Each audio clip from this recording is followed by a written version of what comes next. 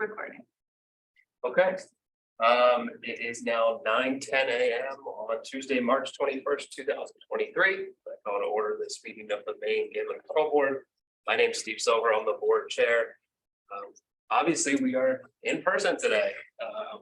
So I just want to explain the circumstances for those on Zoom of which we're meeting. This is a hybrid meeting. So the physical location is here at 45 Commerce Drive in Augusta, Maine. We're also providing the virtual attendance option via Zoom. I see 24 participants, so the Zoom link works. It's posted on the Gambling Control Unit's website. The board expects that members of the public who do attend virtually will still be provided the ability to make public comment if needed. If you're participating via Zoom, mute your devices. Looks like Mallory already has that taken care of. The Gambling Control Unit, on behalf of the board, posted notices of this video conference on its website with instructions of how members of the public access the meeting. In addition, the unit, on behalf of the board, sends agendas in advance of the meeting to those who have requested so by registering the request with the unit. So it's the board's hope that all those interested in today's meeting have received notice and how to participate. At this time, I'll introduce the other board members. This is the first time that all of us have been together in person. So when I call your name, please identify yourself, who you are and where you're from. We will start. My left, Dr. Brown. Dr. Charlie Brown from Monmouth, Maine. Ms. Green. Barry Green, South Portland. Chief March. Good morning, Noel March. I reside in Hamden, Maine. Joe Hanslip is not with us today, and I'm Steve Silver from South Portland. So we've got 4 of 5 members, forum. So let's get moving. First item of business, approval of minutes from the January 17th meeting. Anyone have any issues, comments with those minutes? They were emailed out beforehand. Seeing none. Anyone want to move to approve those minutes? Move to approve. Green. Second, March. Great, we'll take a quick roll call vote. Dr. Brown. Abstain. Wasn't All right, okay. Ms. Green. Aye. Chief March. Aye. And I am aye as well. Minutes are approved. All right, first up, the operations report. Who's given that? Vicky's gonna be doing it via Zoom. Okay, Good morning. I have 2 months to report. The January 2023, there were 5 shipments of machines and or associated equipment shipped to or from the licensed facilities. On-site inspectors completed 736 observations, 30 checklists. There were 12 self-exclusions. There were 2 minor violations that will continue to be monitored on our activity log. And there was 1 formal complaint of potential violation placed on the dashboard. Oxford Casino had 9 calls of service from Oxford PD. 11 were for the casino specifically. They included things such as domestics, 911 hangups, intoxicated subjects, unwanted people, and officer walkthrough. There were not 8 parking lot violations, including intoxicated subjects, traffic complaints, and drugs. Hollywood Casino also had 19 calls for service by Bangor PD that included 11 casino calls, wanted outs, 911 hang-up calls, and welfare checks. There were 3 in the lobby and 5 in the parking lot. They included welfare checks and wanted outs. Vicky, can you hear us? I can hear you. We're gonna need now. you to start over. All right. The whole thing. All right, sorry about that. Gotcha. So operations report for January of 2023, there were 5 shipments of machines and or associated equipment shipped to or from a licensed facility. On-site inspectors completed 736 observations and 30 checklists. There were 12 self-exclusions, 2 minor violations that will continue to be monitored on our activity log. And there was 1 formal complaint of potential violations placed on the dashboard. Oxford Casino had 9 calls for service from the Oxford Police Department that included 8 parking lot violations that included things such as intoxicated subjects, traffic complaints, and drugs. 11 were inside the casino to include things like domestics, 911 hangups, intoxicated subjects, unwanted people, and officer walkthroughs. Hollywood Casino likewise had 19 calls for service by Bangor Police Department. They included 5 parking lot or outside violations and 3 lobby hotels, which included wanted outs and welfare checks. They too had 11 casino complaints that included multiple wanted outs, 911 hang-up calls, and a welfare check. That was January. Moving on to February of 2023, there were 8 shipments of machines and or associated equipment shipped to or from a licensed facility. The on-site inspectors completed 610 observations, 30 checklists. There were 10 self-exclusions. There were 3 minor violations that will continue to be monitored from our activity log. And there was 1 formal complaint of potential violations placed on the dashboard. Oxford Casino had 28 calls for service by Oxford PD for the month of February. There were 5 parking lots violations and 22 casino complaints that included unwanted subjects, threats, suspicious calls, person with a firearm, 911 hang up, trespass, intoxicated subject, drugs, and request for information and walkthroughs. Hollywood Casino had 25 calls for service by Bangor PD that included 7 parking lot or outside violations and 18 casino violations that included things such as fraud, theft, 911 hang-up calls, intoxications, trespass, wanted outs, ordering, and subpoena service. And that completes my report. Thank you, Vicky. Any questions from the board? Vicky, go ahead, Sarah. I have a question. Vicky, when you talk about self-exclusions, were these self-exclusions that were identified by the casinos, or were these people who asked to be self-excluded? There are people who are signing out. And the 18 casino violations that you noted in the last part of your report, that seems an anomaly? Is that seems to be high? Am I misinterpreting?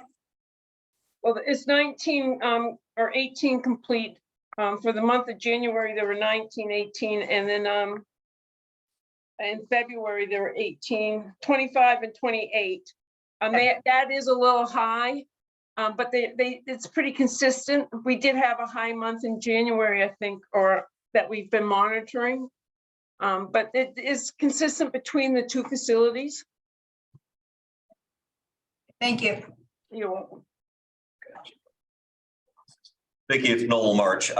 Just for clarity, you describe outdoor parking lot violations and indoor complaints. I'm just kind of curious, what sort of parking lot violations, do you know what that constitutes?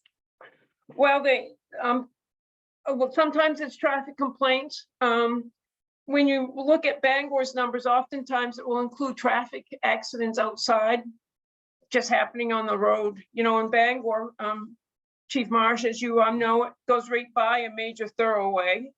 Oxford's built in a field, so they get a lot of some of the complaints might be just on the road, but they might be crashes.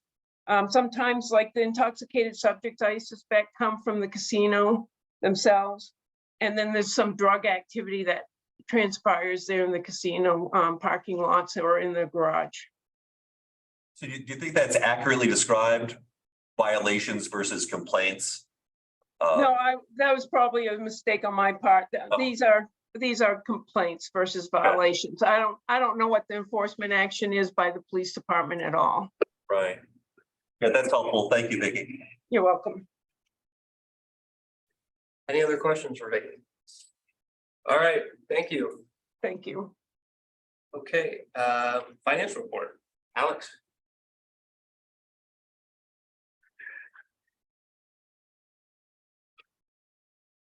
Morning, everyone. So I have financial reports for January and February. For the month of January, casino reported 15.45% increase in revenue collected versus January 2022. For the month of February, casino reported 5.18% increase in revenue collected versus February 2022. Year to date, we have identified an increase of 9.90% versus last year at the same time. Total revenue collected year to date is $10,617,039.30. Also reported 8.8% win for the month of January and 8.4% for the month of February from slots. As for the table games, also reported 27.88% win in January and 22.53% in February. Average gross win per machine was $224.67 in January and $269.86 in February.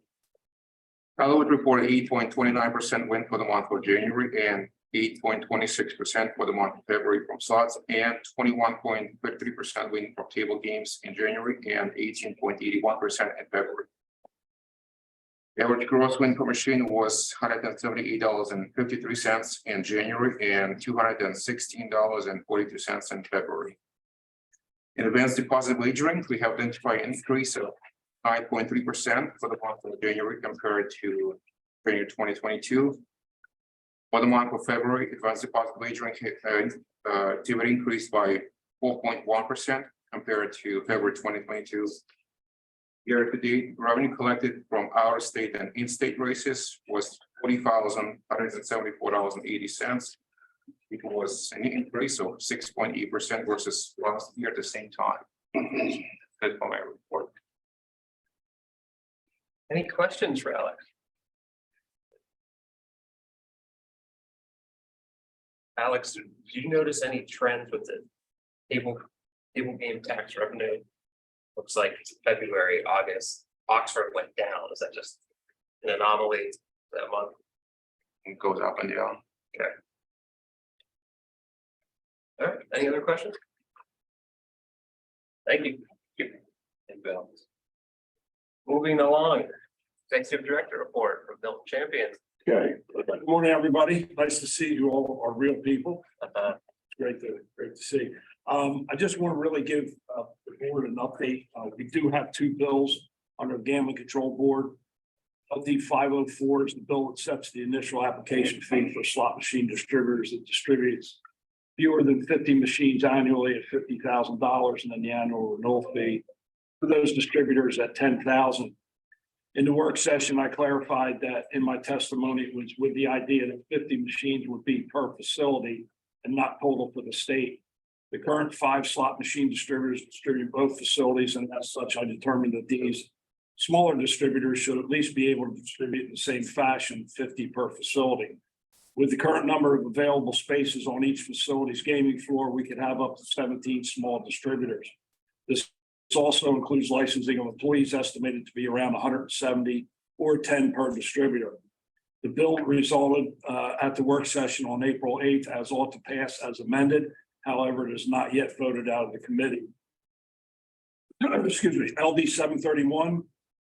This bill repeals the provisions of law that directs the Department of Public Safety Gambling Control Board to award through a competitive bidding process one bidder the privilege to be licensed to conduct advanced deposit wagering, and instead allows commercial tracks, off-track betting facilities, and multi-jurisdictional account wagering providers to obtain a license to conduct advanced deposit wagering.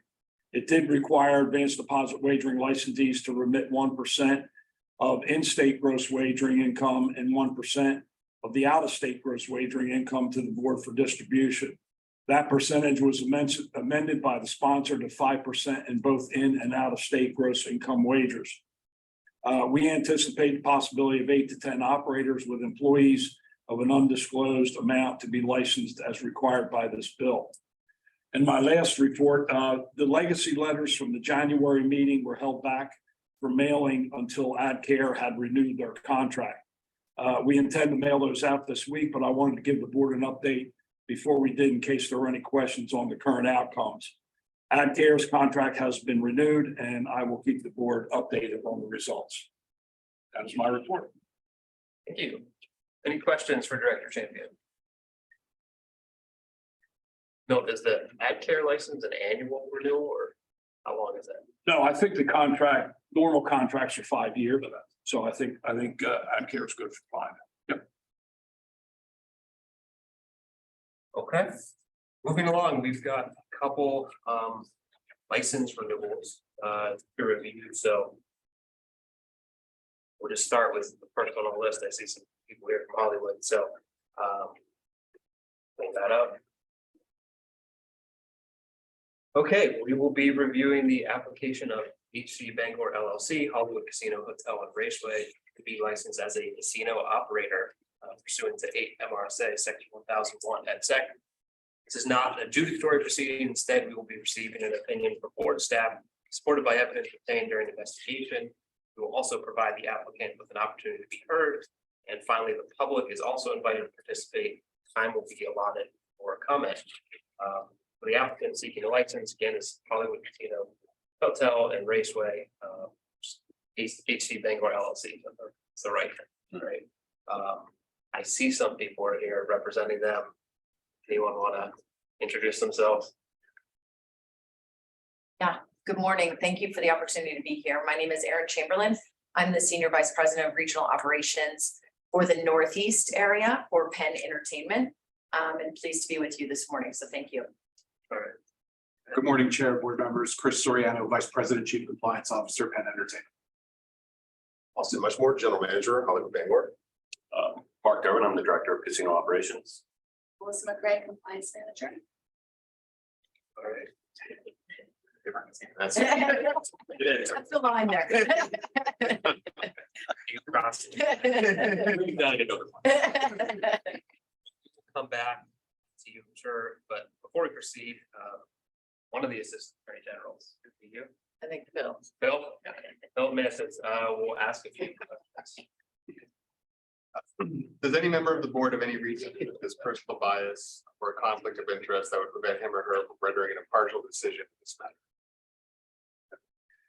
Does any other person present at the hearing believe that there is any reason to prevent any board member from rendering a partial decision in this matter? If so, please stand, state your name for the record and state your objection and the basis for that objection. If there are objections to any pre-hearing proceedings, that is the procedure of this case up to this point, please stand, state your name for the record and state the objection and the basis for that objection.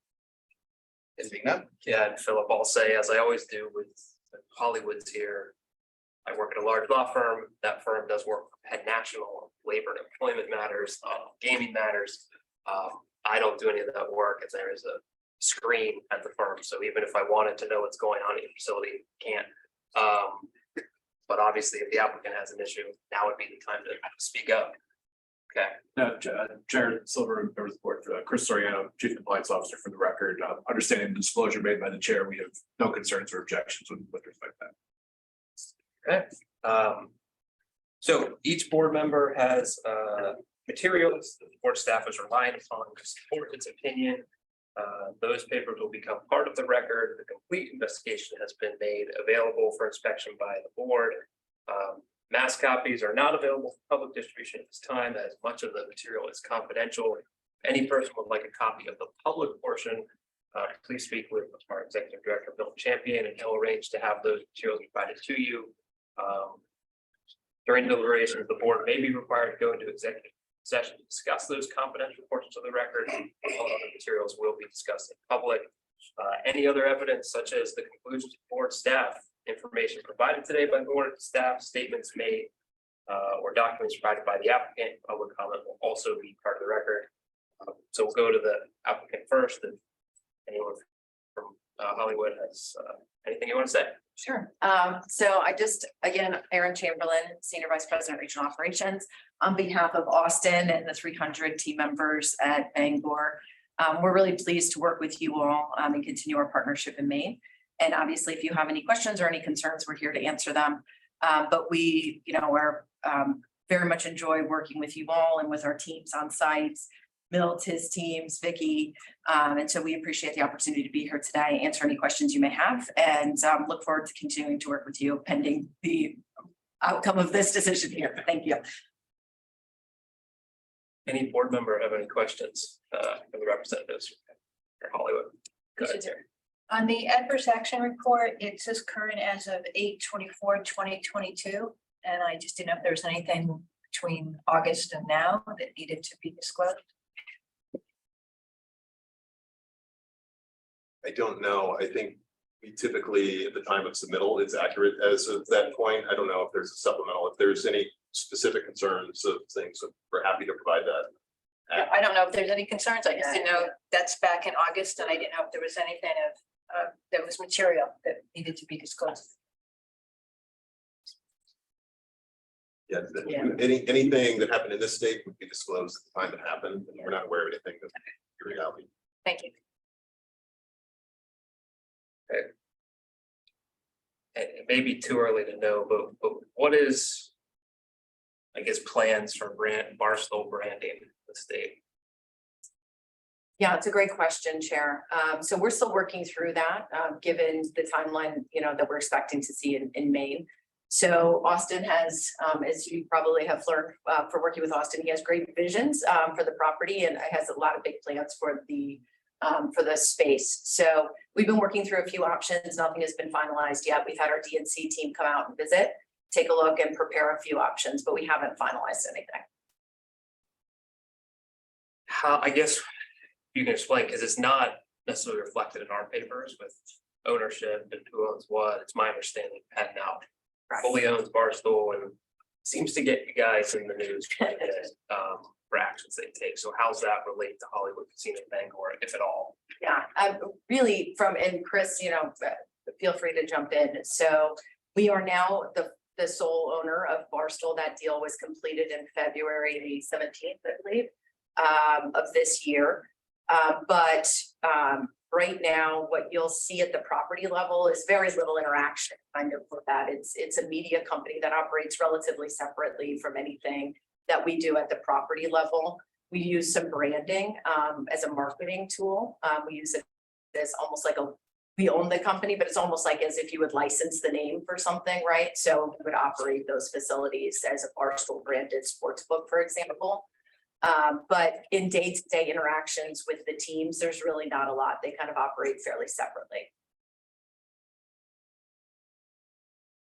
Are there any internal prohibitions about Barstool employee gambling at Penn properties or using the sports book?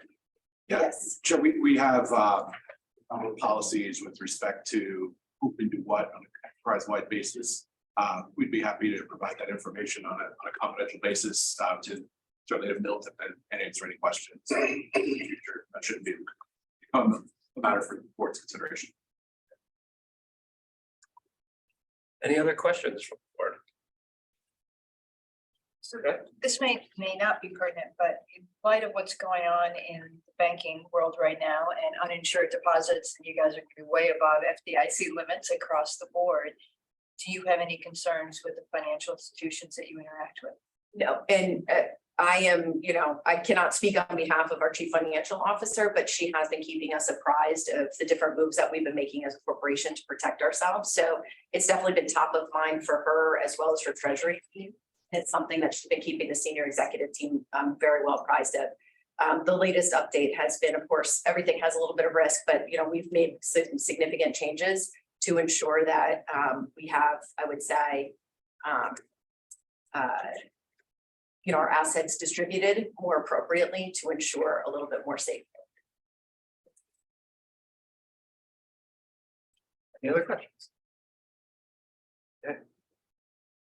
Who usually? All right, here we go. Yeah. Turn it to Detective Donnie Armstrong. Morning, everyone. Pursuant to Title 8, Section 1005, subsection 2 of the Maine Revised Statute, Department of Public Safety is responsible for investigating the qualifications of each applicant before a license or registration is issued and reporting to the board the results of any such investigation. HC Bangor LLC, Kyle Krieger, applied for renewal of the company's casino operator's license on August 30th, 2022. Company disclosed and it was verified that since the company's last application for a board license, There have been no changes to the company's address. There have been changes to the key executives of the company or any parent or intermediate affiliates of the company. There have been changes to the ownership structure of the company or any parent or intermediate affiliates of the company. There have been adverse actions taken against the company or any parent or intermediary affiliates of the company by any other regulatory agencies. And there are no charges pending against the company or any parent or intermediate affiliates of the company in any state or federal court. The company submitted its federal and state tax returns for the preceding year 2021 and copies of its internal prepared financial statements for the current year 2022 as of the close of the most recent fiscal quarter prior to applications. Those financial documents and other documents as required were supplied to our financial review contractor, Whipfly. Whipfly reported that the company HC Bangor LLC appears to have sufficient financial assets to meet any financial obligations imposed by the board. Additionally, the key executives for HC Bangor LLC found to have demonstrated financial responsibility as defined by rules governing the board. The department has investigated the qualifications of HC Bangor LLC and has determined that it meets the board's requirements for renewal of its casino operator's license. Specifically, HC Bangor LLC and its principals continue to meet the qualifications for a license set out in Title 8, Sections 1016 and 1019, and meets the requirements of Board Rules Chapter 2, Section 2. Therefore, after my verification of the documents submitted, interviews or inquiries, the financial review by Whipfly and the final review by Director Champion, it is the opinion of the department that HC Bangor LLC is suitable to be continually licensed as a casino operator in the state of Maine. Any questions for Detective Armstrong? Hearing none. Thank you, sir. Finally, we'll hear from Executive Director Champion. Anything to, That's my report. that's your report? All right. Delegation. Public comment, probably coming from Zoom if there is any. I don't see any hands. They're able to. Are they able to Yep. raise their hands if needed? I have a question, if that's right, for HC. Just in 20 words or less, how will the Barstool acquisition change your business model or your sort of your gaming posture within Maine? 25 words is fine, but just doing this because. Yeah, Very little, to be honest, given the regulatory framework that was laid out by sports betting and the fact that it's retail only. It may be named, it may be branded Barstool Sportsbook, but it's basically going to be a physical part of our building. That's really the extent of it. The rest of it, it's just going to be status quo. A sports wagering section within the correct. floor, If that. if right, that. Quite frankly, Okay, I'm just trying to envision what exactly. that looks like here. Yeah, hard to give you No, yeah. definitive answers until the rules are completed, but in some way, shape or form, that's what it's going to look like. Interesting to see how that unfolds for you. Thank No, you. it's exciting. It's Thank you. Anyone else? All right. Any questions, comments, anything we can talk about? Okay. Is there a motion on the application of HC Bangor LLC for renewal as a casino operator? So moved, March. Okay.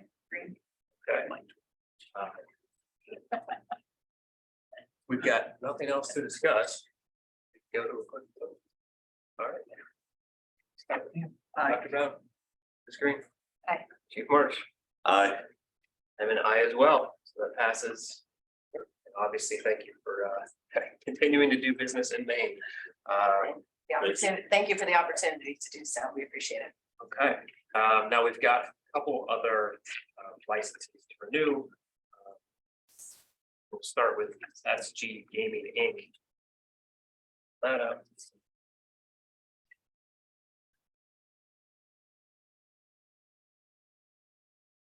Okay, this is the application of SG Gaming Inc. to be licensed as a slot machine distributor pursuant to 8 MRSA section 1001 at SEC. This is not an adjudicatory proceeding. Instead, we're receiving the opinion of board staff supported by evidence obtained during investigation. Also provide the applicant with an opportunity to be heard. Finally, the public is also invited to participate. Time will be allotted for comment. The applicant seeking a license as a slot machine distributor is SG Gaming Inc. Is there anyone online or in attendance for the applicant? Okay. Seeing no representative, we will continue. Before we proceed, Assistant Attorney General, this is you again, Phil. Mantes will ask you a few questions. Does any member of the board have any reason such as personal bias or conflict of interest that prevent him or her from rendering an impartial decision in this matter? Seeing none, does any other person present at the hearing believe that there is any reason that would prevent any board member from rendering an impartial decision? Seeing none. There are objections to any pre-hearing proceedings. That is the procedure in this case up to this point. Please stand, state your name for the record, and state the objection and basis for that objection. Seeing none. Okay, again, each board member has received copies of documents the board staff is relying upon to support its opinion. Those documents will become part of the record. The complete investigations are made available for inspection by the board. Copies of that are not available for public distribution at this time, since much of it is confidential. If any person would like a copy of the public portion, please speak with our executive director, Milton Champion. Any other evidence such as conclusions of the board staff, information provided today by board staff, statements made or documents provided by the applicant, and public comment will become part of the record. So since there's no representative, we'll go back to you, Detective Armstrong. And listen to me a little bit longer, guys. All right. Pursuant to Title 8, Section 1005, subsection 2 of the Maine Revised Statute, Department of Public Safety is responsible for investigating the qualifications of each applicant before a license or registration is issued and reporting to the board the results of any such investigation. SG Gaming Inc., Darlene Robinson applied for renewal of the company's slot machine distributor's license on August 11, 2022. Company disclosed and it was verified that since the company's last application for a board license, there have been no changes to the company's address. There have been changes to the key executives of the company or any parent or intermediate affiliates of the company. There have been changes to the ownership structure of the company or any parent or intermediate affiliates of the company. There have been adverse actions taken against the company or any parent or intermediate affiliates of the company by any other regulatory agencies, and there are no charges pending against the company or any parent or intermediate affiliates of the company in any state or federal court. The company submitted its federal and state tax returns for the preceding year, 2020, and copies of its internally prepared financial statements for the current year, 2021, as of the close of the most recent fiscal quarter prior to application. Those financial documents and other documents as required were supplied to our financial review contractor, Whipfly. Whipfly reported that the company, SG Gaming Inc., appears to have sufficient financial assets to meet any financial obligations imposed by the board. Additionally, the key executives for SG Gaming Inc. were found to have demonstrated financial responsibility as defined by the rules governing the board. The department has investigated the qualifications of SG Gaming Inc. and has determined that it meets the board's requirements for renewal of its casino operator's license. Specifically, SG Gaming Inc. and its principal continue to meet the qualifications for a license set out in Title 8, Section 1016 and 1019, and meets the requirements of Board Rules, Chapter 2, Section 3. Therefore, after my verification of the documents, submitted interviews or inquiries, the financial review by Whipfly and the final review by Director Champion, it is the opinion of the department that SG Gaming Inc. is suitable to be continually licensed as a slot machine distributor in the state of Maine. Any questions for Detective Armstrong? That's right. So they have 6 pages of ongoing litigation going all the way back to 2008. They've got a good team of lawyers. Yeah. that they keep on appeal and pending and worldwide, Venezuela, Bolivia, the United States. That seems to be very unusual compared to other. Well, Are we concerned about that at all? I think they continue to report everything and we continue to keep an eye on it. Everything that It's like 6 pages of litigation on ongoing things, aside from the settled adverse action, is pretty significant. Yeah, well, in regards to SG Gaming, which is now Light and Wonder, Used to be they are Bally. international. Pardon? It used to be Bally. Well, they bought Bally. I don't know if it used to be Bally, but there's so many transactions with this company. And with every effort we have, we try to keep up on those things. Again, litigation average runs what, 7-10 years? Before things are resolved in the court systems and stuff of that nature. So all we can do is do our best due diligence to follow that litigation. But in retrospect to Light and Wonder, because they're international, you'll have those international documentations or transactions, so to speak.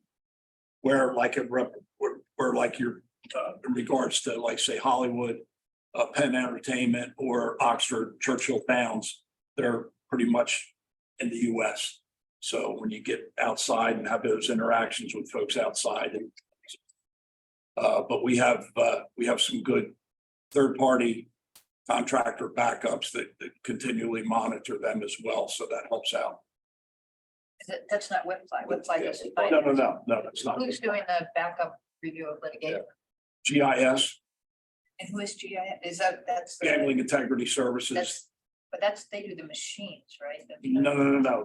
They're just a third-party contractor and they have access to a lot of databases that are international as well as, naturally national, but they're also international. So they maintain a lot of alerts on the companies for us.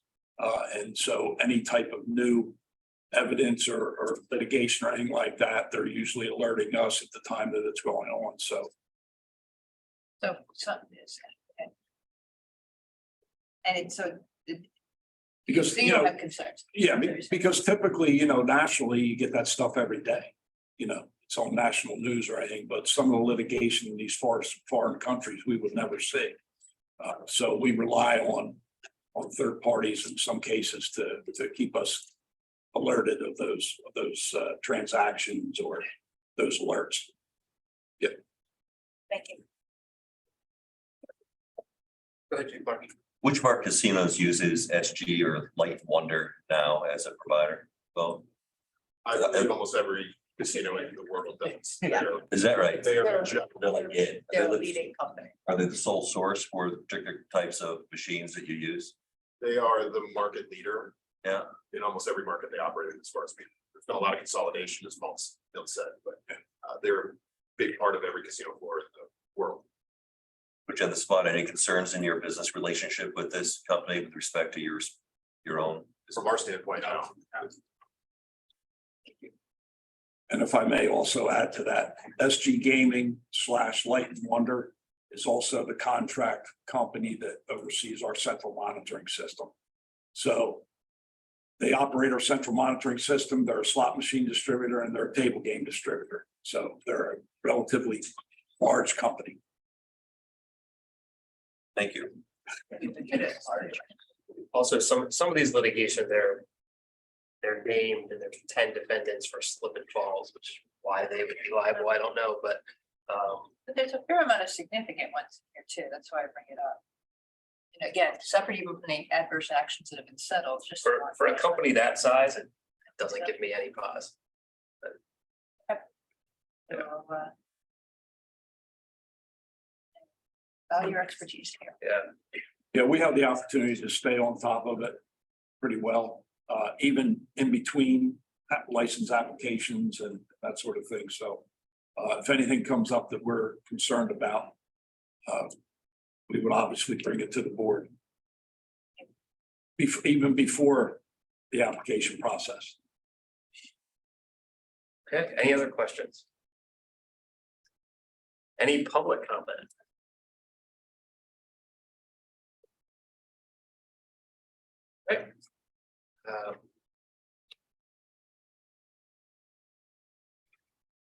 Anything we need to discuss? No. Okay. Is there a motion on the application of SG Gaming Inc. for renewal licensure as a slot machine distributor? Oh, I'll make the motion. I'll second it. Any discussion? No. Let's take a roll call vote. Aye. Dr. Brown. Ms. Green. Dr. March. Aye. Chief March. Aye. And an aye as well. It's 4-0, having met all the requirements of license being pursued. Title 8, Chapter 31. SG Gaming will be licensed as a slot machine distributor in the state of Maine. Of course, we thank them for continuing to do business here. All right, next up. Chair, may I just ask one question for you? Yeah. So just to make sure I'm not misunderstanding something, the SG did their open litigation report. Generally, we just get an adverse action report. So not particularly to SG, but is that an add-on for them? Because we don't normally see kind of the open litigation versus an adverse action. Is something we should expect from others, or is it by request? So prior to my coming here, what was happening was in the submissions, the adverse actions were from the day they started the company.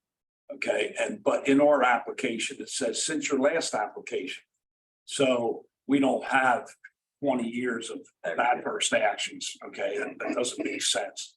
So that's why you only see the adverse actions for the previous year. Now, the question you just had with Hollywood, as far as what happens between August and now, that will be disclosed in the next application, because the application question is, since your last application, have you had any adverse actions?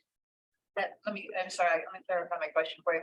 It wasn't as much how long they report back, the fact that we have two reports, instead of just one adverse action report. For SG, we had both an open litigation and an adverse action report.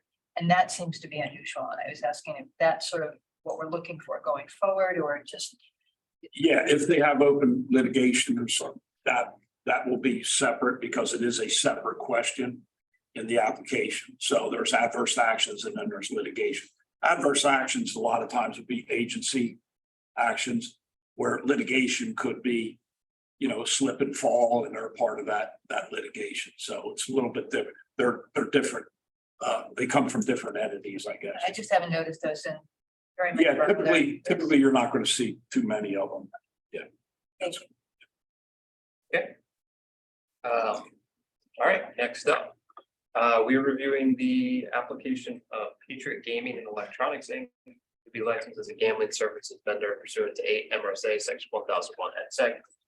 Again, not in adjudicatory proceedings, and receiving an opinion from board staff supported by evidence obtained during investigation. Also provide the applicant with an opportunity to be heard and the public will have an opportunity to be heard. Is there anyone here representing Patriot Gaming? Okay.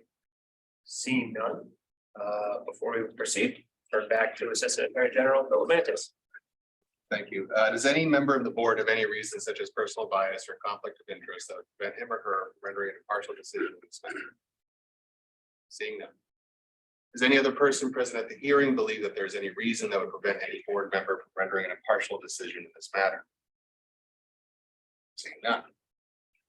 There are objections to any pre-hearing proceedings, that is the procedure of this case up to this point. Please state your name for the record and state the objection and the basis for that objection.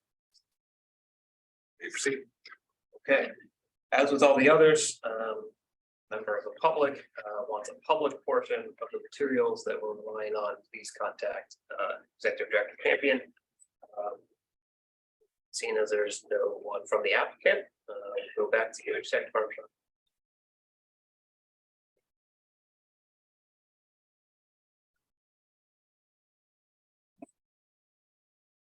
We went to Title 8, Section 1005, subsection 2 of the Maine Revised Statute.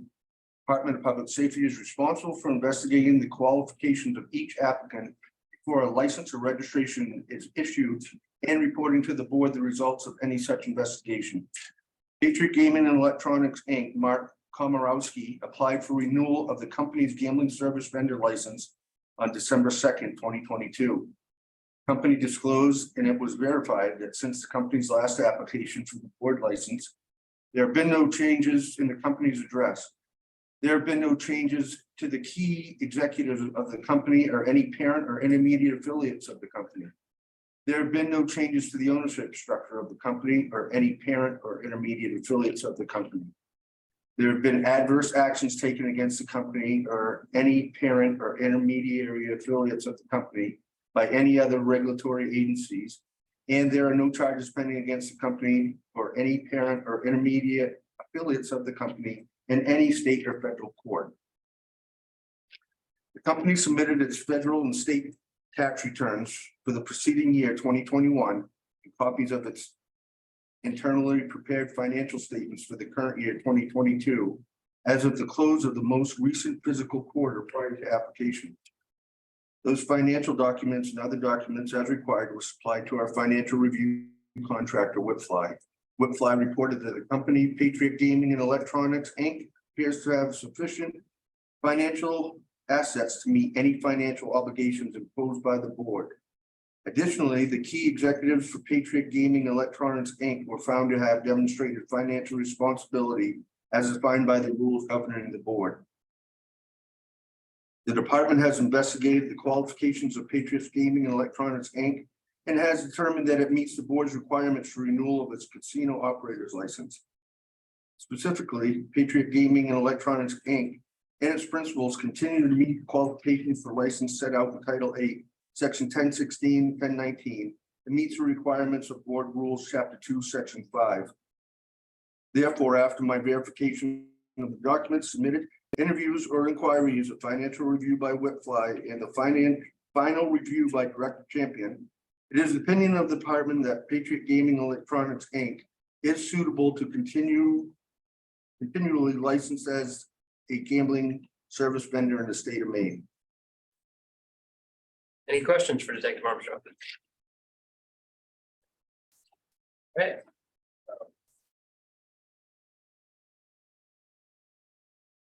Any issues from the board to discuss? Okay. Anyone have a motion on the application of Patriot Gaming Electronics, Inc. for licensure as a gambling services vendor? Move that we approve, I'll speak up now. I move that we approve the application by Patriot Gaming. Okay. I'll second that, and we will take a quick roll call. Brown. Aye. Ms. Green. Aye. Chief March. Aye. An aye as well. So having met all the requirements of licensing pursuant to Title 8, Chapter 31, Patriot Gaming Electronics, Inc. will be licensed as a gambling services vendor in the state of Maine. And our last one. Okay, this is the application of VSR Industries, Inc. to be licensed as a gambling services vendor pursuant to MRSA Section 1001 et sec. Again, not an adjudicatory proceeding, instead we're receiving an opinion from board staff, supported by evidence obtained during investigation. We will also provide the applicant and the public opportunities to be heard. Anyone here from VSR Industries? Okay. Seeing none, before we proceed, we'll turn back to Assistant Attorney General Philip Mantis. Thank you.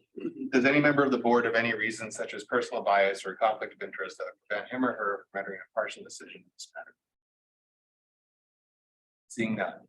Does any other person present at the hearing believe that there's any reason that would prevent any board member from rendering an impartial decision in this matter? So please stand, state your name for the record, and state your objection and the basis for that objection. Seeing none. There are objections to any pre-hearing proceedings. That is the procedure of this case up to this point. Please stand, state your name for the record, and state the objection and the basis for that objection. Okay. Again, the public portions of the materials we're relying on will be available for inspection. If anyone would like a copy of the public portion materials, please speak with Executive Director Champion. Turn back to you, Detective Armstrong. Is it guys last one? Pursuant to Title 8, Section 1005, subsection 2 of the Maine Revised Statute, Department of Public Safety is responsible for investigating and qualifications of each applicant before a license or registration is issued and reporting to the board the results of any such investigation. VSR Industries, Inc., Jennifer Ravensdorf applied for renewal of the company's gambling service vendor license on January 12th, 2023. Company disclosed, and it was verified, that since the company's last application for a board license, there have been no changes to the company's address. There have been changes to the key executives of the company or any parent or intermediate affiliates of the company.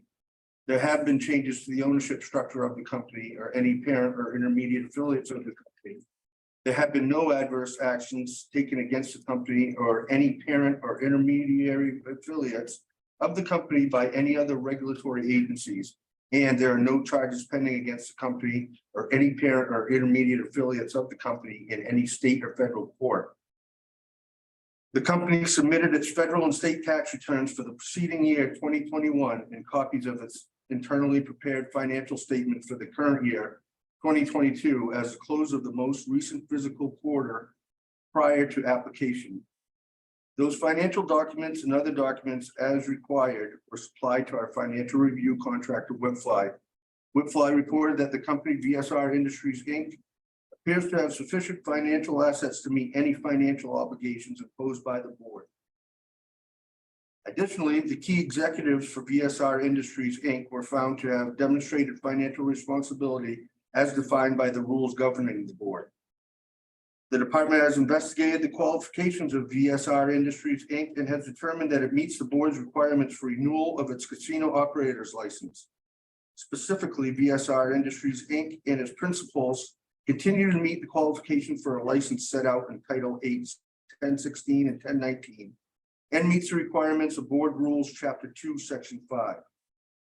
Therefore, after my verification of the documents submitted, interviews or inquiries, the financial review by Whitfly and the final review by Director Champion, it is the opinion of the department that VSR Industries, Inc. is suitable to be continually licensed as a gambling services vendor in the state of Maine. Any questions for Dick Marshall? I have a question for Director Champion.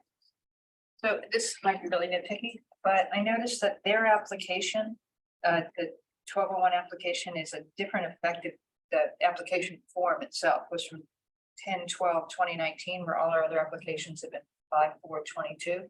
So they used an older version and I didn't know if there was any material change in the application. I also noticed, again, this is just a comment, that the older application actually had a asterisk under the fees and additional costs for background investigations will be invoiced to the applicant upon completion, but it's not, that's not in the newer applications. So I just didn't know if the difference in applications is anything that we need to be thinking about. Yeah.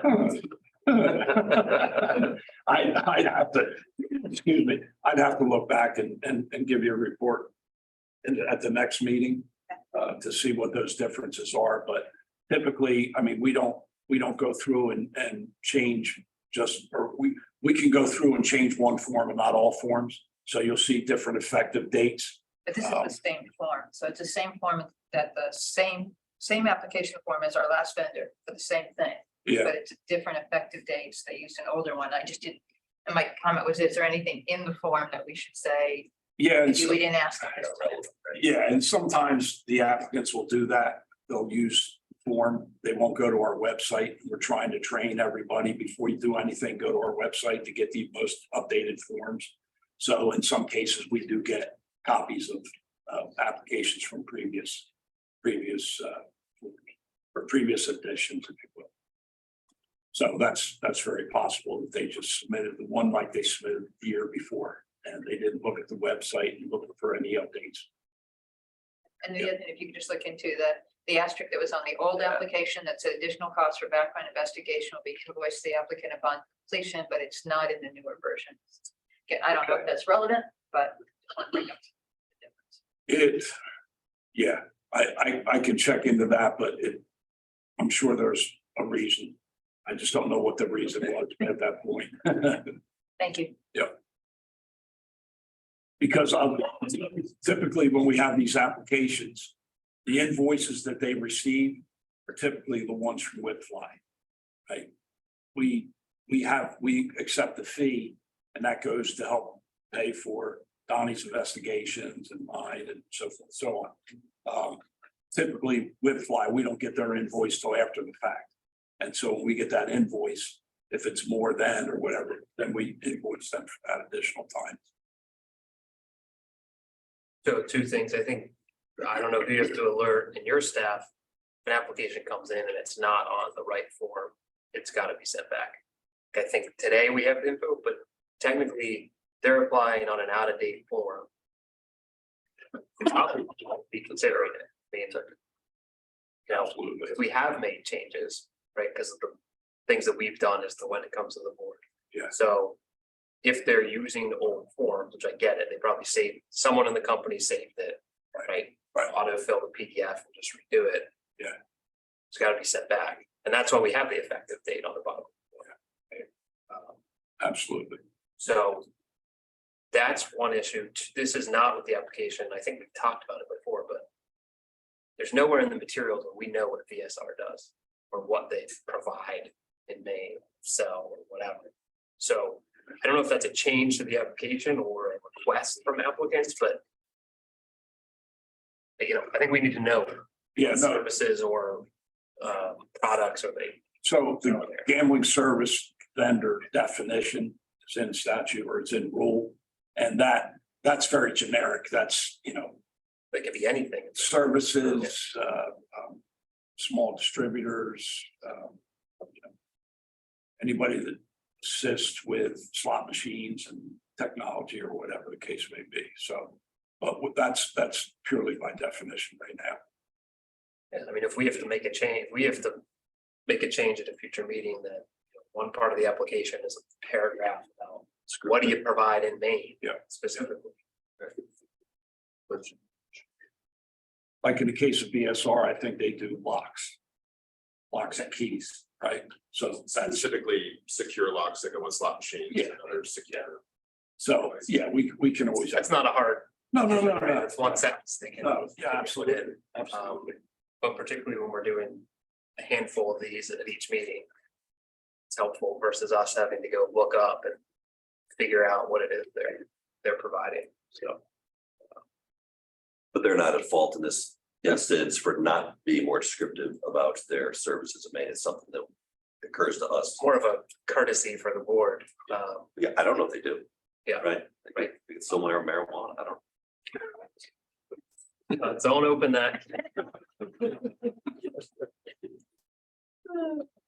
They're gonna sell marijuana, flavored tobacco and sports betting. All We are the gatekeepers. So, yeah, more of a courtesy for us, Bill, but particularly because the corporate entity name changes happen so frequently, it's hard to keep track of who's who. Yep. So, It's like you're not gonna hear SG Gaming anymore, you're gonna hear Light and Wonder, for example. but so question for I don't know, Jennifer or Philip, is are we okay to proceed based on the application on that form? I think as long as the information on the prior form calls for information that we need in order to license, it's fine. I mean, we have ownership structure, adverse actions, Yeah. financial reports, so. I'm okay with it, but it's up to the board. So if there's no material difference between the two applications, the two versions, I think it's fine to proceed. Anything we need to discuss with the board?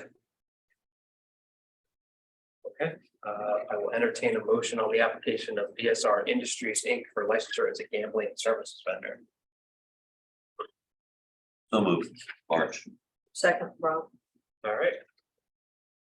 Does anyone has anything? Take it, roll call vote, back Aye. around. Green. Chick March. Aye. I as well, having met all the requirements of licensing pursuant to Title 8, Chapter 31, BSR Industries, Inc. will be licensed as a gambling services vendor in the state of Maine. There is no unfinished business. We will move to new business. first is updates, to like the internal controls. No, you know, Right, so the board's minimum internal controls were adopted, I believe, last month. And I just wanted to bring it up to the board, for the board to come up with, basically, to come up with a due date to update their internal controls. To meet at least the minimum internal control requirements that are adopted. So all I'm really looking for here is a board to decide on a due date as to when the two casinos would be, I would have to submit their updated internal controls. That makes. What's the amount of work involved in that? To give us an idea of what the timing should be. Could be minimal, could be maximal, could be Austin, what do you- lot, could be little, I don't know. So, respectfully, I would request a 90-day timeline. As you know, this was more extensive than most internal control changes. And specifically for us, there are some hardware requirements. We're dealing with supply chain issues, things we've ordered prior year. We still don't have installation dates, which relates to surveillance retention. So I think 90 days would be fair for us. If went faster, we can probably make it work. But I think specific to the hardware, looking at long lead times. And no one wants to give us definite delivery dates. any input from Oxford? We plan to submit ours shortly, so by the next board meeting, sufficient for us. Well, so we meet again May 16th. That look right? Is it possible to get it by the next board meeting? I think so, and if the board is open to perhaps a waiver, if something occurs specific to that one issue, we can discuss it then. Yeah. Everything else, we can definitely make that date though. And you know, let's put that date in. The May meeting may get moved. Talk about this later because I have a trial that month, so you may be off the hook anyway, but for now, I think if we can do that, if there is an issue with out of your control, flag it and you know, we'll go from there. Is that okay with everyone else? Okay, so let's say for the next board meeting. Now, typically internal controls, when they're submitted, myself and my staff review those controls, and if there's any question about them, then we would normally kick them back. Yeah, so Or we can bring those concerns to you May 16th, and then it gets kicked back. Right, so, Well, if they're brought to you and you're already working on them, you might have them worked out. You know, it seems like that's a time situation. absolutely, If they've got things presented to you and you and your staff find some concerns and it can be worked out prior to the meeting, great. If not, then it kind of hits us at the meeting. Good. That seems unless you honest. want to kick it to the July meeting. well, my request here was having a due date for submission. Now, once they submit it, then we go through the process of vetting. And that could, you're So exactly how right. much time do you need? You're exactly right, Dr. Brown. That could go past May into July. Okay, so why don't we say, how much time does your staff need? Well, I don't know, really, it really depends on, the submission. I would say this, submit by May 16th. And then at the May meeting, I'll kind of tell you where we're at. But for final approval, sounds to me like it would probably be at the July meeting. But again, here I'm just looking for a date that they need to submit it. I didn't want to come up and say, okay, guys, you got to submit your minimum internal control adjustments next week. All right, well, so do it, so May 15th. So it's a date we can all remember.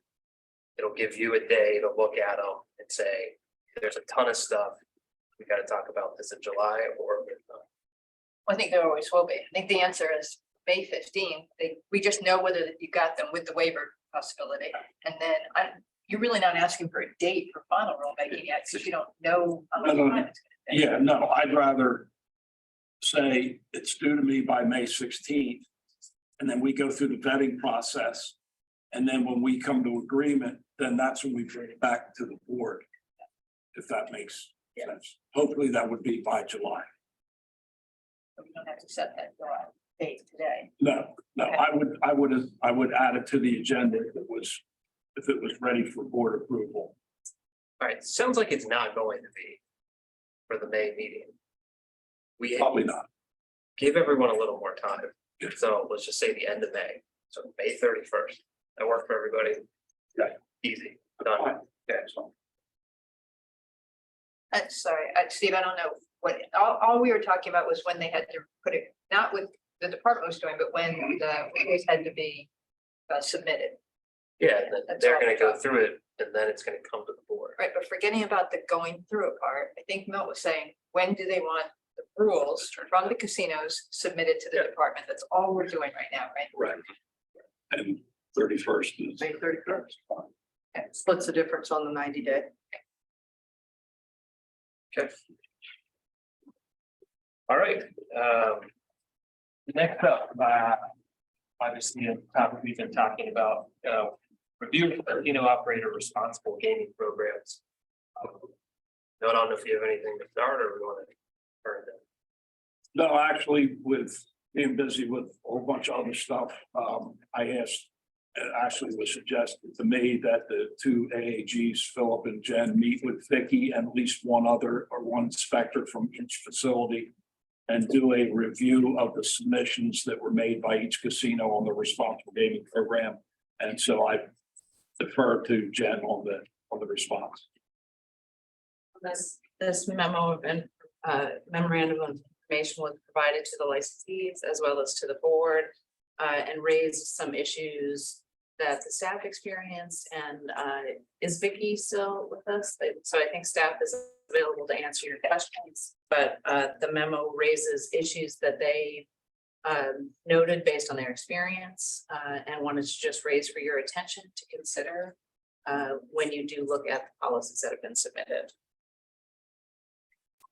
And, you know, if we wanted to follow some of the recommendations and make some changes, is this a rulemaking package or do you have the power to change No, some of these internal controls? So the responsible gaming policies have been submitted to you and have been provided to you. And I think you can have a discussion now about whether you think those are consistent with the rules. If you find deficiencies, and you could find them based on the staff memorandum or your own concerns, having reviewed the policies, you can then, I think, respond individually to the casinos and say, this policy does not yet meet what we're looking for, or it does meet what we're looking for. If it does not yet meet what you're looking for, you can give, I think, some guidance and request a resubmission consistent with that guidance.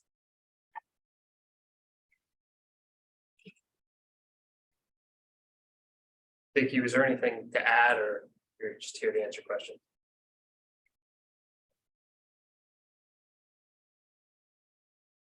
I'm sorry, Steve, I didn't hear you, Chair. Is there anything to add right now or?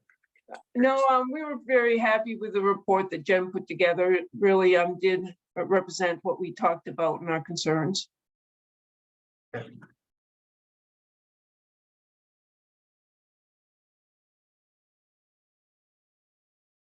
Was this memo presented to casinos for their response?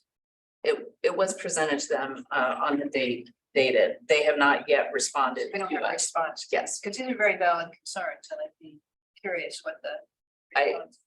I think that's absolutely appropriate, and if casino members want to, representatives want to respond to them, or if you want to direct them to the ones that you want responses on. Well, let's take it in turn, because I know each facility has presented materials. This isn't a hearing, but you're here, so you know, I don't know, Penn, you wanna, someone probably would want to. So we actually appreciated receiving the memo and over the weekend, I had the time to modify our deck to address each of the items that they brought up towards the end of our presentation. So I think if not before that, we'll have an opportunity to go through each of the concerns based and kind of our perspective, but I'm sure Oxford will have a perspective as well. That might be a good time to discuss that. Are there presentation you had planned, you wanna? Yes, Go ahead. we have a copy. Yeah, we have this. Someone wanna? Explain it, through it, yeah. The board was given copies in advance of the meeting here, and then we're also gonna put it up on the screen. We're gonna try. There it goes. The PDF on the screen is not available to those on Zoom. Right. They can request a copy after the meeting if they'd like, but for the purpose of the board, here's the presentation. I'm assuming the one that we got, though, obviously doesn't have the updates because it's back from February. So, and you've updated the presentation? The date may be wrong. I may have forgot that. No, but you said you just Yeah, updated they have that based on the memo. He updated over the weekend. And one, This is the new one. right, just the one that's in our packet is, I don't think it's the new one, it's from February 10th. Right, it's not the new one, the one electronically. we have. Is- yeah.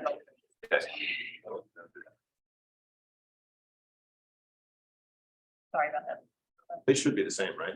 You have it, I'm just saying, the Printed, older yeah. version, what we had in our packet, our electronic packet. Oh, is gotcha. The older one, we don't have your newer deck. They're substantively the same with the addition. Additions of what. Yeah, really, the only change was the notes at the very end, which we could speak to. Get a look at. No fancy graphs or anything like that. So if it's okay, we'll begin. I was going to begin with introductions. I think we've accomplished that. So first, good morning to all of you. And may I say, it's great to be in person. And I think this is a good chance to have this presentation. We did prepare a presentation, which hopefully will give you a good perspective of our responsible gaming program specific to self-exclusions. At the corporate level, at the property level, we've included some data, which I think I personally found interesting. Hopefully you will too, on what this looks like. I know in the meeting, we've talked about specific issues, but what does that look like? Whole picture over the past 7 years. So we've broken this up into 3 sections, but I think I'd start by saying, this is a small group. Our hope was that this would be facilitating a dialogue. So please feel free to stop us and ask any and all questions you might have. I think Oxford obviously can chime in whatever they'd want to. We'd love that. We're going to start with Chris and Aaron talking about from a corporate level what the backbone of responsible gaming at Penn looks like. We'll then go to Melissa with an explanation more at the property level, some data, some specifics of how this works, what happens when we catch a self-excluded patron, what are the exact steps, so you have a clear picture of what we've been talking about in some of these meetings.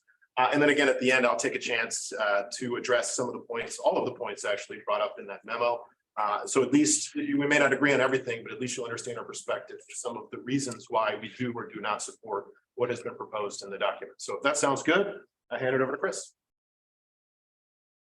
Yes, thank you, Austin, and good morning again, everyone. I echo Austin's comments. It's great to be here in person. I know I've addressed the board on a number of occasions, so this is the first opportunity I have to do so here, and I think it's great to see everybody and really appreciate the opportunity to do that. As part of my role at the company, I have oversight over the entire compliance program for the company, and responsible gaming is a very significant part of what we look at from a responsible gaming perspective. We take it from a corporate level all the way down to every team member being trained in responsible gaming. And when I say every team member, I mean every single team member, from our CEO all the way down to dealers and everyone else at the company undergoes training from a responsible gaming perspective. So it's a very important part of our DNA. It's part of our ecosystem, and we recognize the importance that the board is placing on review of responsible gaming. We appreciate the opportunity to talk about this very important issue. So I will start with the background of what we do from a corporate level and a corporate perspective, and then Austin will chat a little bit more about the property. Just very basic background on who we are, just for the board's reminder. Obviously, in addition to our Bangor property, we have 43 properties, 20 different jurisdictions, and we're rapidly growing as well in the field of online sports wagering and online casino. So what we are constantly trying to do is take what we learn from every different vertical, from different customers that you're seeing in the online space versus the land space, and really merging together best practices and trying to come up with something that works on a corporate basis from a responsible gaming perspective. And we spend a lot of time on this. We spend a lot of time thinking about it. I think no one is yet an expert and has the absolute perfect solution from a responsible gaming perspective. So we're happy to engage in these dialogues in an effort to learn. That's our understanding. Again, we maintain what we view as an industry leading responsible gaming program that goes across the entire corporation. And as I said at the beginning, mandatory responsible gaming training for all new team members and on an ongoing basis. We regularly require folks to refresh their training. I'll come to this in a few minutes in a little bit more detail, but we have, from an exclusion perspective, we have what we call a company-wide exclude one, exclude all policy, which I'll give you in a little bit more detail. But what it means in summary is if someone asks to be self-excluded in the state of Louisiana, they are self-excluded from the entire pet ecosystem. They are not allowed, they're considered excluded here, and they're considered excluded in Pennsylvania, and they're considered excluded from the online sports book. And that's something we take a lot of pride in. It's not something that's required by any regulation that we follow. It's a practice that we've decided is the right thing to do, and it's something that we find that has a lot of efficacy. So advertising, I know there's been a lot of attention lately to advertising in the gaming space. It's certainly not something that's we've started paying attention to recently. We've been paying attention to the concept of advertising since we've started advertising as a company. I recognize it's higher profile now, but ensuring that advertising complies with both state regulation and the AGA Code of Conduct for Responsible Gaming, the AGA Responsible Marketing Code for Sports Wagering, and other applicable codes is something that we've been paying a lot of attention to and spending a lot of resources on for many, many years. Again, I know it's top of mind now because of various press coverage, particularly in the sports wagering space. But this is not something that's new to us. Advertising, yes. So I appreciate you're excluded from the entire ecosystem, but just from clear, that's just in your own internal systems, right? That never gets reported to the state of Maine, so it doesn't go through our exclusion system that the board maintains. That's correct, Ms. Payne. It's So we'd still be running two systems, kind of the one you internally have for property wide plus the state of Maine. that's correct, Ms. Green. But ultimately, the way it works in practice is, let's hypothetically say a patron has excluded themselves in Louisiana. In our system that keeps track of all of our players, that player then shows up as an excluded patron everywhere in the local system, so in the casino system. So if that patron were to show up at Bangor and try to open a My Choice account, player's card, they would flag internally in the system. That's correct. That would not then dump into the state's system. We don't have the ability to do that. And it is, I'll touch on this a moment later. It's technologically challenging to implement, and when you're a multi-jurisdictional operator like we are, this information comes to us from different states in different forms. Every state has sort of a different way of publishing out to operators exclusion lists. And so we've spent a lot of time and a lot of resources on making sure that we can get that information in from different state regulators in the way they choose to provide it to us, make sure that it gets into this uniform system that we have to keep track of everything. And again, we constantly are learning from that. Every time a new state implements gaming, the exclusion process has to be reviewed because we have to make sure that our system is functioning to the standard of that new state and that the information that's coming into us is being processed the right way. We have a lot of folks internally with a lot of expertise who are handling things like that. I appreciate the technology challenges, but so if I'm a self-exclusion in Massachusetts, I go through Massachusetts' program and become self-excluded in Massachusetts, I assume you're there, then they obviously become excluded in Maine as well, just at our property. At our property, just at our property, Just at our- correct. It's our property corporate decision. But they could go to Oxford. Correct. Thank you. And then in addition to our compliance with various marketing codes, we regularly partner with the leading responsible gaming organizations, such as the NCCC, the ICRG, the Responsible Gambling Council. We recently, our online operations were recently received the RG check accreditation by the Responsible Gaming Council, and we were one of the largest operators to be out front and voluntarily submit to that accreditation. So it's something that we are very, very proud of. Turning to our corporate responsible gaming program, which is kind of the constitution, so to speak, for our entire responsible gaming infrastructure. It's a corporate policy that we have as we monitor, and we look at it as obviously covering those who may have gambling problems, but we also look at it as governing responsible alcohol consumption, because we think that that's a part of the overall ecosystem. We look at it as governing unattended minors, and we look at it as underage gambling. So we take all of those together and look at it systematically as part of our corporate responsible gambling program. Our program requires at a corporate level that every Penn property throughout the country have its own responsible gaming program. And so as part of those programs, you see what we have the opportunity to offer. We have where there are states that do not or historically have not offered state self-exclusion programs. So we've had the requirement that if a state does not have a state self-exclusion program, that the property offered to guests a property self-exclusion program, so that that's there, even if it's not required by regulation. Similarly, there is we have the ability to put folks restrictions on themselves for drawing credit or cashing checks or transactions that they can engage in at the cage if they think they need to limit themselves that way. And we can also have our guests let us know that they don't want to receive mail or email marketing communication. So we do this on a committee basis where every property has its own responsible gaming committee, but then we have a senior corporate responsible gaming committee that is in charge of developing our minimum standards, that's in charge of monitoring property compliance with responsible gaming programs and reviewing incidents of responsible gaming that come up from the properties. That's a discussion forum for senior management to be aware of these RG issues, and for us also to review our support and partnership with various responsible gaming organizations. Erin is a member of that committee, and I wonder if you could add anything. Yeah, sure. So just, it's a key component of what we do every day, but we manifest in the RG committee at the corporate level, and it's senior management and above. And we meet on a regular basis, review materials of, what's happened across different properties, learn across different regions. So I do with my peers and vice versa. And then we also have presentations by different outside councils talking about new best practices that have been implemented, and maybe some opportunities for us to continue to enhance our policies. So it's a pretty fulsome conversation that we have on a regular basis, very tactical in some ways where we talk through what's happening at the properties, but also then very strategic to talk about how we can use technology, how we can use new programs, how we can continue to evolve the RG program from a company-wide perspective. And I would. Question on your financial restrictions, sorry to keep interrupting. Please. But you have ATMs in your properties. I assume, I don't know if they're casino owned and operated or private, but assuming they're not, then someone could easily get by the financial restrictions program, or cashing checks or getting credit by just walking out to the ATM.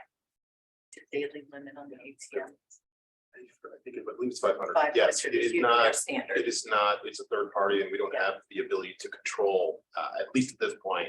But we do have some options on some evolving technology that will allow us to have more control. And I think Chris is gonna. I won't steal his thunder. Maybe Yeah, tee that up. It's a great question, Ms. Green. Candidly, you're right. We can't necessarily stop someone because we don't own or control the ATM. And so you can't necessarily stop someone from doing that. There are the limits that are in place to the ATM. And we can act where we have the ability to act. And so that ability to act presents itself at the gauge from a cash advance perspective, from a check cashing perspective. And so we've acted there by offering it. The ATM. But they just walk out the door, the ATM. That's a little. They put their ATM card in. Correct. And that's a harder, that is a harder one for us to. Yeah, no, I appreciate that. I just.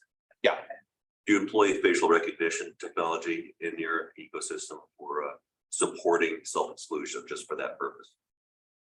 Not currently. Yeah, we're not currently using that technology, Chief. We certainly are always evaluating the new technologies that may come out. I think we all receive pitches regularly on the latest and greatest in surveillance. I think it's certainly something we're studying and that we may become effective in the future. But I think the overall use of facial technology, facial recognition in the casino environment, is a lot of discussion. There is also our property responsible gaming committee, which again, every property obviously with Bangor has, consisting of regular meetings, senior property management, where they talk through responsible gaming policy, assess the efficiency of their own program, discuss significant responsible gaming incidents, discuss opportunities to communicate with the guests about responsible gaming. And then report their materials and information up to the corporate responsible gaming committee, which again, Aaron and I both sit on. And I should also note that responsible gaming is reviewed regularly by the independent compliance committee, our board of directors, to whom I ultimately report. It's something that's top of mind for them. And significant responsible gaming incidents are discussed in great detail at our compliance committee meetings as well. So this is not, again, something that we take very seriously at every level. Aaron, do you have anything to add from the property responsible gaming perspective, committee level, management level? No, I mean, I think, this team can speak to any questions you may have on the property side, but I know they, have always been, consistent in their approach to RG and always trying to learn. So I think it's not been anything out of the ordinary. Thank you. And Mallory, if we could, yes, thank you. And Mallory, thank you. I appreciate it. It's like we're in sync here, but it's almost like we rehearsed it. We didn't, but certainly I am not controlling the slides from here, so that we'd be asking for too many technological disasters. Or employee training is a very, very important part of what we look at from a responsible gaming perspective. And as I mentioned several times, we train everyone. Everyone with a pen employee title is trained on responsible gaming. So what do we look at? First, what are the signs? What are the things as an employee you could potentially be looking for to proactively identify responsible gaming behavior? What are the typical behavioral characteristics? What are the warning signs? And then what do you do if you observe those warning signs? I think, we have these discussions a lot. And when I said earlier that we're still learning, I think we're faced with a situation where we're always trying to do right by our guests, by our regulators, and really just as a good corporate citizen to make sure that when we see someone who may need help, or when someone may be trying to communicate to us that they may need help, that we're doing the right thing. That said, we are not trained clinicians. And so, educating people in terms of, what is the rapid response? What are you able to do? And how do you get that person the right resources is something that we spend a lot of time focusing on, because no one is able on a casino floor is qualified or able to diagnose that this person may have a gaming problem. So what do? Is we educate them on, if you suspect that someone may have a gaming problem, then do the following: report it to a supervisor, discuss it with others at the property. And if someone comes to you and says, I may have a gaming problem, it's promptly get them the resources, explain to them what our options are available. It's really training our people so that they can react and understand what's going on in any given situation. Again, just recognizing the limitations that they're not trained to make these kinds of diagnoses, or am I or one on our team here. But that, understanding that and making it part of the culture where everyone is thinking, everyone is looking, and is there something I can do? Or is this person trying to communicate with me? It's really the fundamental premise of our responsible gaming training program. One of the other things we do is regular annual retraining. And we also, interestingly enough, received the question, and this is not something that there is a clear answer to at this point in time. We received questions from guests who are not saying that they have a gambling problem, but perhaps a family member does. And what can you do in those kinds of situations? Because I know typically a self-exclusion request has to come from the guest, and a third party can't self-exclude someone else. So that's a little bit more complicated. And again, that's not something that we just want to say to the person, I'm sorry, your spouse has to come in and exclude themselves and there's nothing we can do. We can still educate that person on what resources are available and how they might be able to then communicate that back. We don't want to ignore it, but again, we can't also just accept someone's word that someone in their family should be placed on the exclusion list. So again, kind of complicated type questions that we really spend a lot of time thinking through, and a lot of time trying to make sure we're as proactive and reasonable about. Again, Chris, who does the training that's local or corporate for the security that's actually checking IDs? Yeah, we do that internally. We have internal training modules. It's a combination of training modules that we've built, in-person follow-up, et cetera. But we also are regularly communicating with outside organizations about best practices that they may be aware of that we can then incorporate into that training. Yeah, because it's no secret, one of the reasons we're talking about this is because even, there are incidents of self-excluded patrons getting on the floor, even when the ID alerted is just, right, that seems improbable that could happen. So how do we make sure it doesn't? Yeah. And Chair, it's a great question, and we will always, with the best processes and the best people and the best training, there is still going to be a small incidence of human error. And when that happens, we see it not just in the exclusion space, we see it in so many different areas where despite having the best processes in place, we will have the occasional rare human error. And I think what you have to do in those situations is understand what caused it, what was the set of circumstances that surrounded it. How do we educate the team member who may have made the human error to avoid it in the future? But I don't know that anything that we come up with, I don't know that anything we can come up with can completely ever eliminate that possibility. What I think we strive for, Chair, are our procedures as best as possible to make those instances as extremely unlikely as possible. I think that's the best we can. And I think the example you use is a good one of kind of the process and what our committee does, because we've had those very conversations. We've said, what's going on? Is training enough? Because in most of these instances, we're looking at people who've not only been trained, but have been here for a long time. They've done thousands of IDs, but they've made this human error mistake. And that's what led us to not only retrain that person, but exploring options like Veridox, which frankly was to address an issue where we weren't giving our team members the tools which we felt they could be most successful. And if that doesn't work, I promise you that committee is going to be putting our heads together again to figure out what else we can implement to make it just that much harder for people to make a mistake. Right. And similarly, that incident of a team member making an error, like again, in hypothetical sense, but to your question, Chair, a team member who makes that type of error, that's ultimately something that's also going to percolate up Compliance Committee of the board. And their question is going to be, what did we do? What did we learn? How did we address it going forward? So we regularly, we don't think we can always eliminate. These such situations may occur in small numbers, but are we learning from? Are we implementing best practices based on them? And I think the answer from our perspective is we very much are. Again, to our self-exclusion, exclude one, exclude all policy. I think I covered in responses to earlier questions, everything on that policy, but it's again, something that we're very proud of, particularly subject to the technological challenges that are presented by it, but it's something that we do a really good job at, that are very happy with. Communication of responsible gaming information is something that's very, very important to us. The requirement that all advertising and marketing material include the message, that we have signage in the right place of how to contact helplines, and that we have information available on request, or if we believe a guest needs to see that kind of information, that it's readily available and that our team members know where to find it and how to be able to communicate it. Who's approving advertising? Like, it's gotta flow up to someone, I'm guessing. What department is that? Marketing, yeah. Right, because you've been in the news, right, with Barstool and the Can't Lose promotion. I mean, that seems like something someone would read and say, probably shouldn't do that. I mean, how does that happen? How do we ensure it doesn't happen here?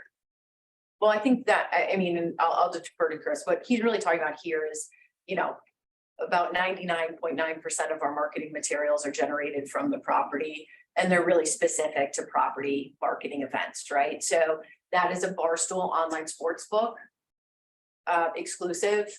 Presumably Barstool's going to be operating here, whether retail or online. So it So- can't be that Barstool did it, right? No, so if Barstool. so if I may, so the general rule is obviously there's very strict rules and, regulations by different jurisdictions. And as Chris mentioned, we also follow AGA and additional kinds of, we're replacing any advertising where that goes. The Can't Lose parlay is a very specific incident, and Chris can talk about that. Obviously, we work in the Massachusetts, but, clearly we're working through that in Massachusetts right now, and, in other jurisdictions. And at the request of the Massachusetts Gaming Council, we did, put a pause on utilizing that terminology. I will say that there's a little bit more to the story there, but that's, probably neither here nor there for us right now. But, clearly we've been responsive to Massachusetts's request. to reconsider that language, and we've put a pause on it as soon as they asked us to. And you know, although it generates headlines because of sports betting, it's Yeah. new, sports fans are into it, right? That's an issue. Targeting minors is an issue. You know, this is essentially a college campus brand that's gonna be coming to Maine. Well- I some concerns. Yeah, and sure, we would welcome the opportunity to have a broader discussion regarding, regarding overall guardrails, overall marketing, overall approval processes, et cetera. Perhaps, and to answer any specific questions, certainly in an appropriate forum, and at the right time, I would welcome that conversation and that discussion. Obviously, certain matters, you mentioned the one specific matter we're dealing with in Massachusetts, which is currently the subject of pending hearing. But on an overall basis, again, we have guardrails in place, we have discussions, we have policies, we're constantly reviewing what it is that we're doing. There may from time to time be differences of opinion that make headlines, and then there needs to be a discussion around the context and around the overall presentation and around, is there something that we can learn from it, or is it something that when you look at it in context is not what was necessarily reflected in the headlines? So we would certainly, certainly hear your concerns and recognize the importance, and would certainly be happy to have that dialogue on a basis. Yeah, you can ignore them or not, but I listen to their podcasts, right? I'm a fan. I think the talent over there, which I get it, they're media talent, they need to have some training and maybe sit down with you or someone about how to, announce that, because advertising is one thing, a commercial is one thing, but the way they talk about it in the product is another. And it is gonna come to Maine in some form, hopefully. So we just want to be mindful of that. It's a little different than what we're talking about. Yeah, but- right, exactly. I think there's a lot to talk about there, to your point. It is a substantial conversation, and we would be happy to kind of address that as we have more guidelines around sports betting, Yeah. online, et cetera. Yeah, I would add that, marketing is evolving rapidly all of a sudden. I think we had the luxury with the casinos that things were the way they were for decades, but now with sports betting, social media, online betting, it used to be, have a 3-month timeline and you get your mail and we could review it in detail. And so we're evolving, and I think we're learning, and I think a dialogue, obviously, we're going to comply with whatever the rules end up being. But I think ultimately we're going to make mistakes, and the key for us is that we don't repeat them, we evolve, and that we collaborate with our regulators to improve over time, as we always do. Yeah, look, we're in this weird position, Maine unique, right, where you're gonna have a sports book property in the casino, which this board's supposed to have jurisdiction over, but then I guess not those square footage and patrons on. It's a very weird system, right? All right. I know. It wasn't mine either. You know where I stand on that. So that's why I bring it up, right? Because people are gonna want to come. I mean, and they're gonna be in the facility, and then hopefully, right, play some slots, play a table game, whatever. And so we want to make sure that that whole ecosystem is there. And I'm not saying you're not doing that, but that's why I raise it, right? Because we're tasked with the casino. You're gonna have this new thing in the casino that somehow we can't touch. What is very important to us is that regardless of whether you have oversight or not, it is very core to who we are, that if there's any concerns from anyone that are brought to us, that we take them seriously. And I hope and believe that anyone on the gaming unit would say that, and I don't expect that will change as this evolves. Now, I just want to circle back to the exclusion. And so I understand the whole one property, you exclude one, exclude all, good at that. But if someone excludes in Maine, do you then refer them to our program, the gambling control units program? And that's where you move it there, right? Okay. Yeah. Thank you.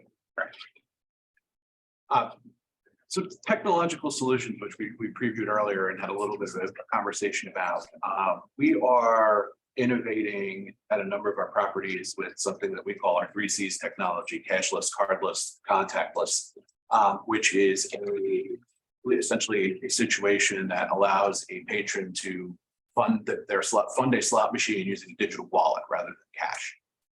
One of the important things that we built into this system when we designed it is patrons' abilities to set limits. on themselves. So if a patron chooses to use this new technology, they can A, exclude themselves, turn their digital wallet off for a period of time. B, they can say, you know what, I don't want to exclude myself completely, but I want to limit myself to being able to spend $200 in the course of a month. And that limit would go in place on their ability to use digital funds transfers. They would also have the ability to see all of their gaming transactions history immediately, to get email reminders or alerts around what it is that they are, around what they're looking at. And when we designed this system, because it uses an app, we very prominently put in the app responsible gaming messaging, so that when a customer goes to use this technology, they see it. We would appreciate the opportunity at a future meeting to make a presentation on this technology to in more detail, and perhaps discuss a plan whereby we may be able to pilot it at our Bangor property, because it's something that we're seeing great results and great customer satisfaction with, but that brings with it a whole new ability to communicate responsible gaming technologies to our patrons that we don't currently have. So I think certainly Director Champion, we can speak with you about perhaps getting on a future agenda where we can talk this through. Obviously, we're looking at the emerging forms of gambling. We've already talked about sports books in the casinos, online sports betting, online casinos, and really taking learnings about responsible gaming from each one of those and implementing it across the platform. In the online sports wagering space, we do have we apply the exclude one, exclude all policy there, so that the customer who excludes themselves at a land-based property is also excluded there. And we offer similar limits to what I discussed with respect to our cashless technology. So patrons can be educated on aggregate playing time limit, for example. You say, I want to play online casino for 1 hour a week, and your account will lock out after 1 hour if you played in a week. So looking at those kinds of technologies and giving customers the opportunity to limit themselves, we think is something that's very, very important to the process. And you can see here, it's tough to see on this screen, but it's again, very prominent in a limit screen that's available on our app that allows customers to choose their withdrawal limits. Just to wrap up my overview, we are constantly doing outreach with various organizations, including supporting research organizations, having those kinds of discussions about what are we learning, how are we incorporating that learning and what it is that we're doing. We're a big participant in Problem Gambling Awareness Month, Responsible Gaming Education Week. We do various programs at our properties to try to make sure that everyone is engaged and kind of reminds everyone during those weeks about what it is that we're doing from a responsible gaming perspective, policy-wise. Again, we understand that recovery starts with the individual, but that we as an industry, you as regulators and others are there to help support that process as part of that ecosystem. And we also have to keep in mind that while our exclude one, exclude all policy, to your point earlier, Ms. Green, our exclude one, exclude all policy applies to Penn. But if someone has excluded themselves entirely from Penn, that doesn't mean that they can't go to other property, they can go to a neighboring state, they can go to horse racing, they can play the lottery. There are still these other things that are out there. So again, we're always trying to do our best and control essentially what it is that we can control in these circumstances, and to provide, again, education, resources, assistance to customers who we think need it. Again, my final comments, and then I'll turn to Austin. We spend a lot of time on these standards and a lot of time on reviewing these processes and a lot of resources on them. We think that what we've come up with is industry leading. We think that it's research based. We think that it's proactive. We are always open to dialogue. We're always open to learning. We're always open to hear any questions, comments that the board staff may have as to how we might be able to do something differently or better. We don't claim to be the experts, but we do something to take it very, very seriously. So I appreciate the opportunity to give that overview from a corporate perspective, and I'll turn to Austin who will speak from the property perspective. Whatever. Morning, Chair Silver, board members, Green, March and Brown. My name is Melissa McRae. I am the manager of Hollywood Casino. I manage the self-exclusion list. I've been doing so for 15 years. So we do have a responsible gaming program at Hollywood Casino Bangor that mimics the corporate program. our program was approved by the board in 2018. We cover things such as training, resources available to our guests, responsible alcohol service, minors on property, and marketing. Similar to the way that the corporate program does. So I pulled some statistics for you from 2017 on. We've had 119 self-exclusion incidents. Also, during that same time period, we've had 3.5 million guests through our doors, which is an incident rate of 0.003%. Of the 119 self-exclusions, 47 of them were caught through system alerts. So whether that be at the door, at a slot machine, or while cashing a check, 40 of them were caught by team members who recognized the person from the lists that we provide and the photos that we provide to our team members. 14 of them were those pen exclusions we've been discussing. 12 self-reported at the door.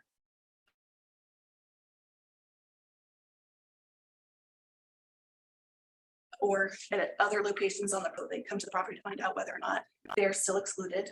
7 of those total incidents resulted in formal violations, and 6 were caught in using other methods. So when you looked at that, of the 119, is it pretty steady throughout the years, or has there been an increase, decrease? We average a little over 1 a month. It pretty much stays that way. Sometimes there's a few more. We might get an increase during the middle of the month when the exclusion expires at the beginning of the next month, because they don't realize that their exclusion period lasts until the beginning of that month.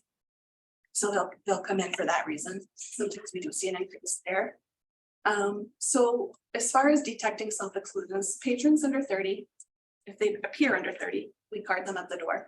The security system that we have in place, Veridox, will alert the security officer, and it is very robust now that person is excluded. If they appear over 30 and they just come onto the casino, there are various other ways that we can detect them.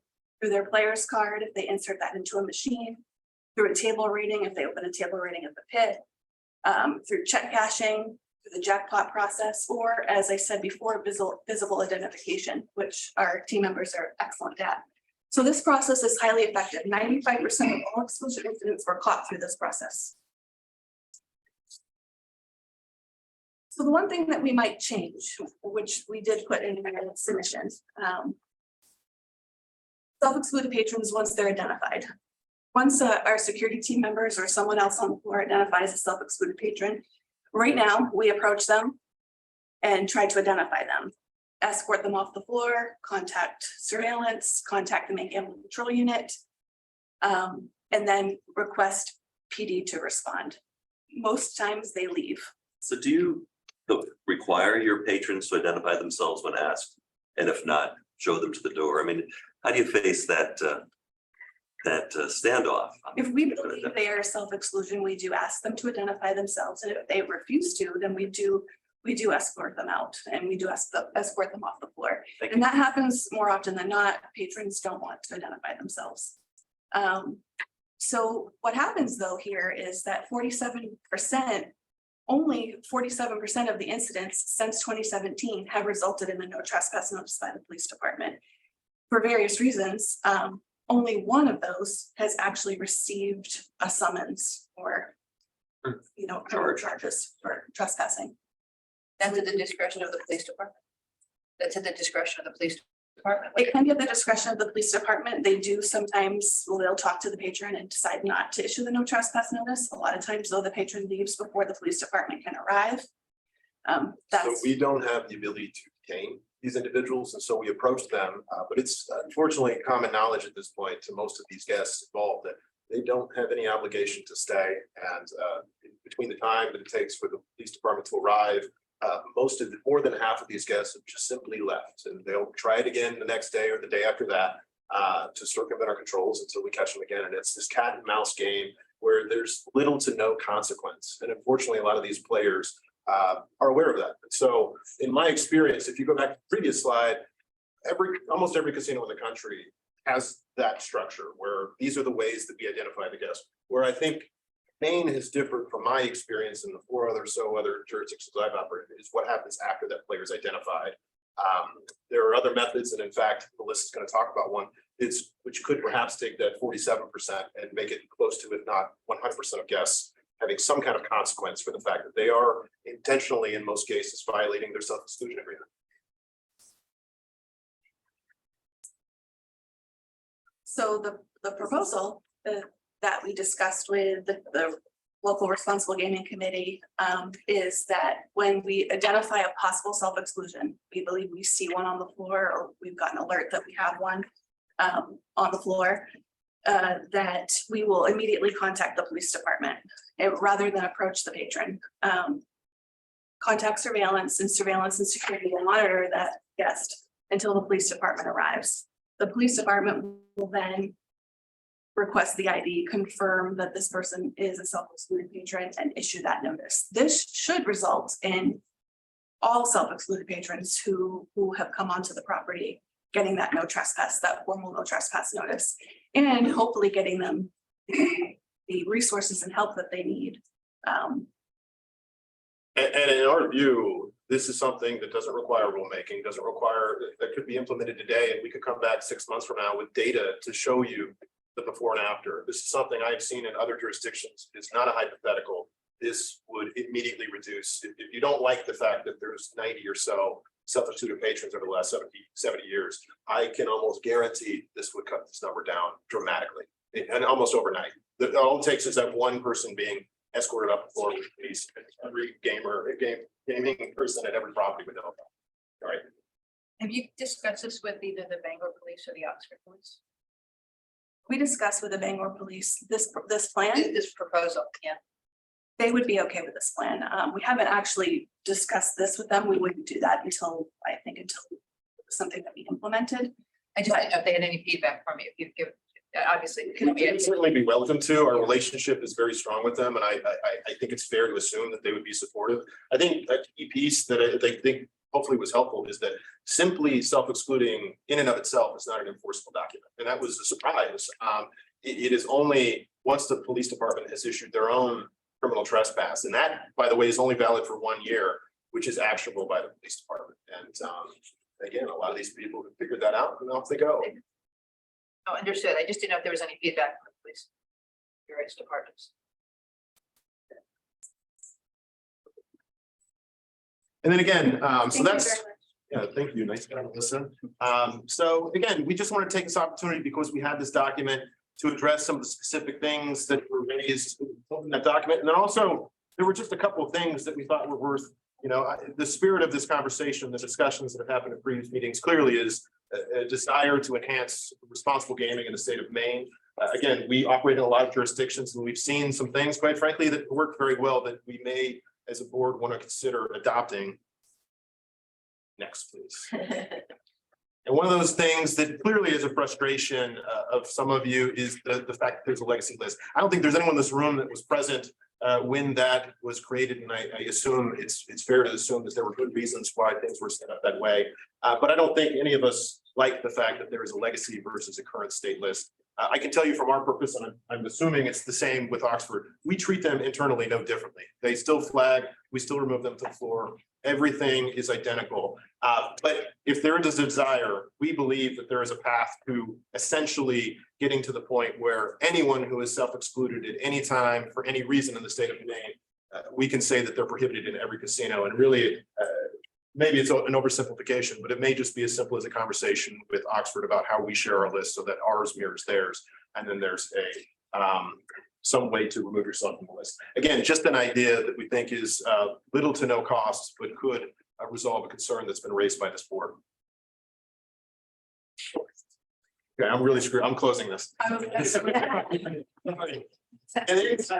And then again, this is a best practice from a neighboring state, actually something that Director Champion brought up several months ago. And we frankly thought it was such a good idea that it was worth revisiting.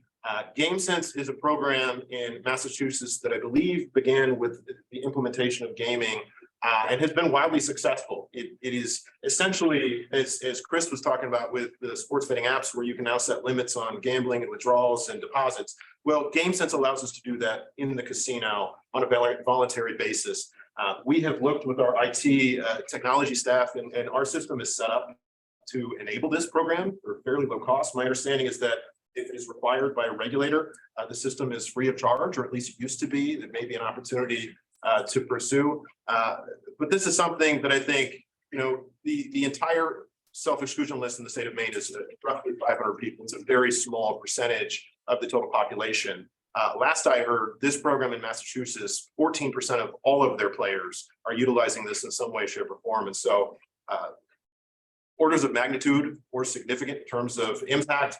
And I think, again, if we can prevent people from ever having to be on the list in the first place, to set appropriate limits to resolve and limit themselves, I think it's something that might be worth considering, especially given, again, at least from our standpoint, the limited cost. And I think, again, for our purposes, the only cost would be the purchase of several kiosks so that they could, on the casino floor, sign up for this program. And it's a cost we would be willing to absorb if the board was so inclined to pursue this. And then I guess we'll get to the elephant in the room. This is the big one. The idea of carding all guests, that it was in the document, it's been discussed in some of the board meetings, but I guess the starting point for us would be, this is an entirely new expectation for us. We've been operating in the state for going on 18 years. Our responsible gaming program we just presented to you is largely unchanged over that period of time. It's only recently when we have begun to be confronted with this concept that, well, simply being a self-excluded patron on the casino floor now in and of itself warrants an internal control violation. That's not the case. But that's, nonetheless, we're here today. It's an idea and concept. But, you know, as we've been discussing, not all ideas are created equal. Some are more effective than others. Some have more drawbacks than others. And when we think about carding all guests, from our perspective, the cons greatly outweigh the benefits. And there's a good idea why, but I think the starting point would be the document that was created itself, which speaks to the length of time it takes to card someone. Veridox is fantastic. We have this all-in-one list, but that list at this point is now over 40,000 people long. It's a lot of people. We operate in a lot of jurisdictions, and it takes 20 seconds every time we swipe a card, which if we stopped and paused and we timed and sat here quietly would feel like an eternity. Because it's a long amount of time. And so there's benefits to the program we've put in place, but there's also drawbacks. And one of those drawbacks is the fact that carding takes a long time. We currently estimate that less than 10% of our players are of 30 age or less and are subject to our current carding requirements. And so I say that because we're effectively talking about a 10-fold increase in the amount of people we have to card. And that creates, in our minds, lots of issues. And there's not a guess either. We faced a lot of these issues and concerns during COVID when we did, for a period of time, have to card everyone. The difference there is that we were limited to 200 people. We no longer have that restriction. So the issues, we believe, will be exponential. And in part, it's because of the way our facility was designed. We can envision a scenario where there are lots of long lines pretty much all time, especially during concert season. Our building is not designed for this. We will have queuing outside the doors, which is a concern for us. But I think another thing that's important for me to understand, for everyone to understand is, you know, in my mind, if you're thinking, well, this would be like the TSA, no one really likes the TSA, but you do it once, you get through the pain, and in you go, and you can go and get your snack and everything. That is not the way casinos in Maine are designed. Essentially, and even the law is designed, ATMs are legally required to be off the gaming floor. So now it's not just one time you're going on. Now, if you want to go to the ATM, as we were discussing, I have to get back in that line and do this whole thing over again.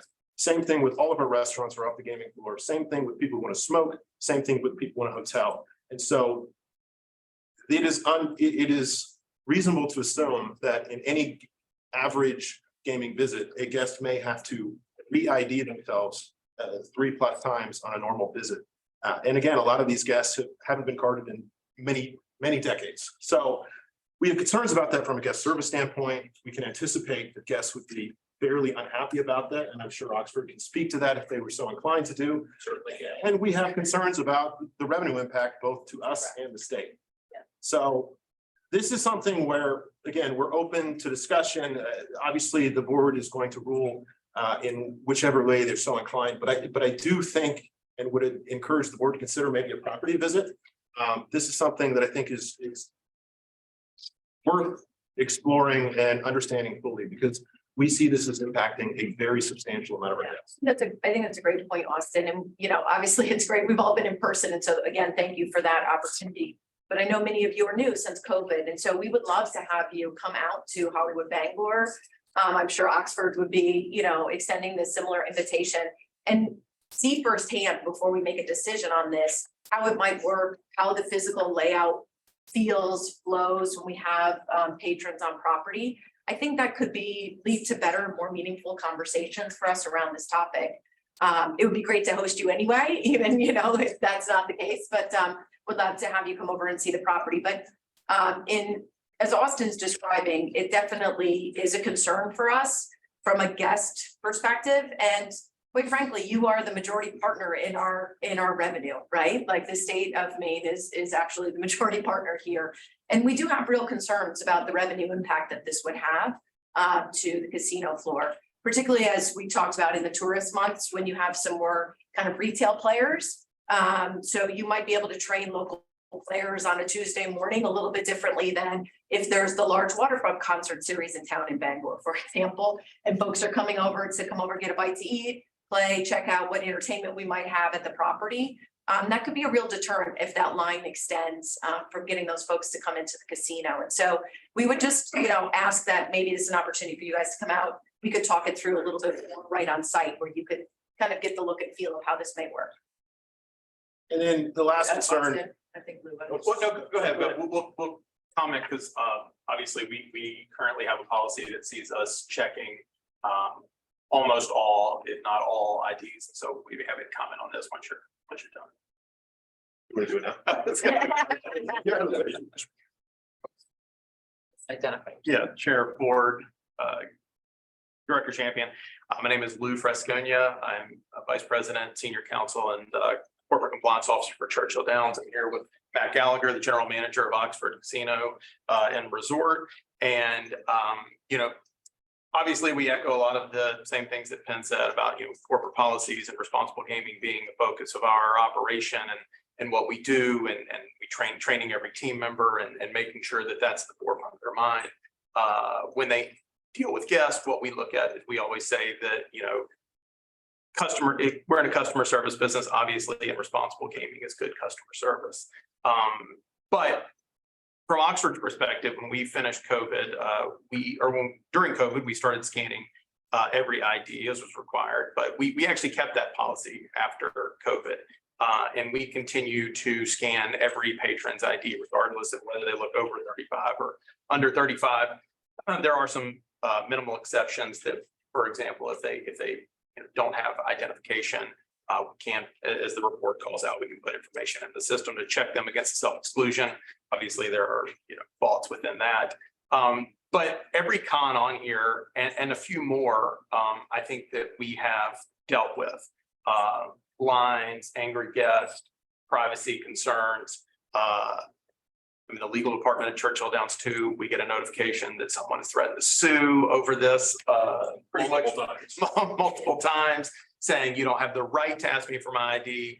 And I've sat there next to the entrance before, and I think ultimately checking IDs at the door is an outgrowth originally of unattended minors on the gaming floor. Through technology, we now have the ability to check this. There are issues with that, but most patrons are accustomed to showing their ID to prove that they are 21 or older. And so it's a little bit, you can see it for yourself if you come to the property. The line gets really long. You have little old ladies in line asking why they have to show their ID. They're clearly over 21. So as pointed out, it's easy to educate guests on a Tuesday morning, but when you have a crush of people and you have 100 people in line trying to get on the floor on a Saturday night, just people are angry, people leave, people turn around, and then even if you pass a rule that says 100% of IDs have to be scanned, it creates the issue of someone leaving to go to the ATM or going to have a smoke break. Literally, they walk right out the door as they come back in. If the rule is 100%, we have to scan them again. I mean, we may have even seen them leave the floor and come back and not even leave because they just went to the ATM and it's the hard and fast rule that says scan at 100%. We've got to scan them again. Just some statistics since the beginning of the year, Oxford Casino, because we have this policy of scanning every ID, has scanned 180,000 IDs. That's just since January 1. We've had 3 patrons who were on the self-exclusion list turned away at the podium. And we have had no mistakes as of yet. I think it was brought up earlier, the biggest issue is that there will be human error. I mean, I know it seems ridiculous that you brought up that something flashes on the screen that says excluded patron, don't allow on the floor, and we get in, but it's Saturday night, there's a long line, people are yelling. These are human beings at the security podium. They've been trained, they understand the system, but people make mistakes. And when you're scanning every ID, like 180,000 at a time, or over a 3-month period, you know, that failure rate is infinitesimal. I mean, we are talking, you know, 0.00001% that you're scanning IDs, how many people come in, and the possibility for a mistake at that volume is just, it's going to happen. And right now we're being held to a standard where if someone gets through that, he may be fined or enter into consent agreement. I think we've had 4 since we've instituted this policy of scanning every ID.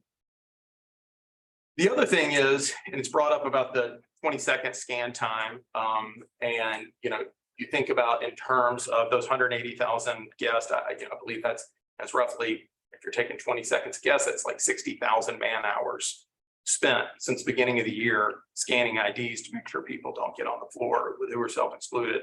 Ultimately, to catch 3 people, you know, that's a significant time investment for the property to commit to doing something like that.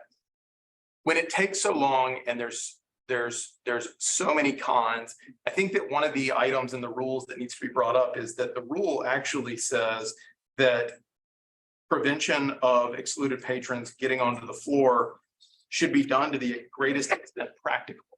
And I think we have, in each of our communications over the fines we've received, we've asked for guidance on what the board believes is practical. And we would put forth that we need to have a collaborative working relationship here to understand exactly what is expected of us and what you believe is practical going forward.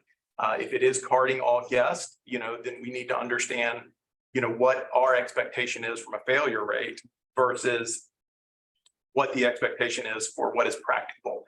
I would put forward that 180,000 scans, if we'd had a mistake and someone had gotten on the floor, I don't know if that's a practicable standard for a casino to employ of 100% perfection. So to this point, and this is obviously Austin caught the biggest issue here and the elephant in the room, is that we also believe that the cons outweigh the pros here of scanning 100%. I think that we have experienced 100% scanning, and we would like to understand what the board believes is appropriate. You know, whether that's people, not even maybe we go past 30 and we say people under 50, or you know, but coming up with what we believe is the right approach. And currently we don't believe that it's 100% scanning. To the point about calling the police first, I think that's a great proposal. Obviously, other jurisdictions are structured differently. Pennsylvania, for example, has the Pennsylvania State Police on property or the local jurisdiction who can respond much more effectively. So I know that that's a limitation here. But the issue would be is that if they decided to pilot this program and they knew someone was on the floor who was a self-excluded patron, they called the police. They monitored that person might engage in play.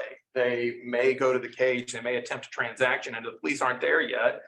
They have, 1, tried to take a proactive step, but 2, also violated the internal controls and be subject to a fine, because right now the standard is essentially perfection, is that if anyone makes it onto the floor and plays, or anyone makes it past the podium, then it is a potential fine.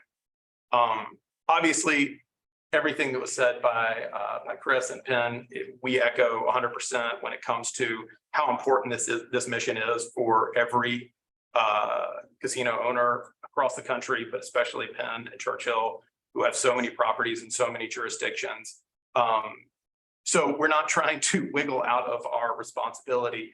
And I think that self-exclusion should be seen as a part of the overall picture. it is a tool. It is not the tool to, improve people's behavior and make sure that they have the tools to help themselves. I'll note for right now that it is Problem Gambling Awareness Month, which is a initiative by the National Council of Problem Gambling. I think Maine or Oxford has materials all over the place. There are events, there are, team members can win prizes for their participation. So we really do make it a priority. But from our perspective, self-exclusion is just one part of that whole program. And we want to make sure that we are, one, continuing to meet the board's expectations for this program, but also making sure that we are operating our business in a way that makes sense. And, a lot of these cons start to beg the question whether it makes sense. But again, we are here to do whatever the board and the staff request and make sure we meet that expectation. I think that we have gone above and beyond so far and have shown that we are willing to do more and institute the technology. We have Veridox.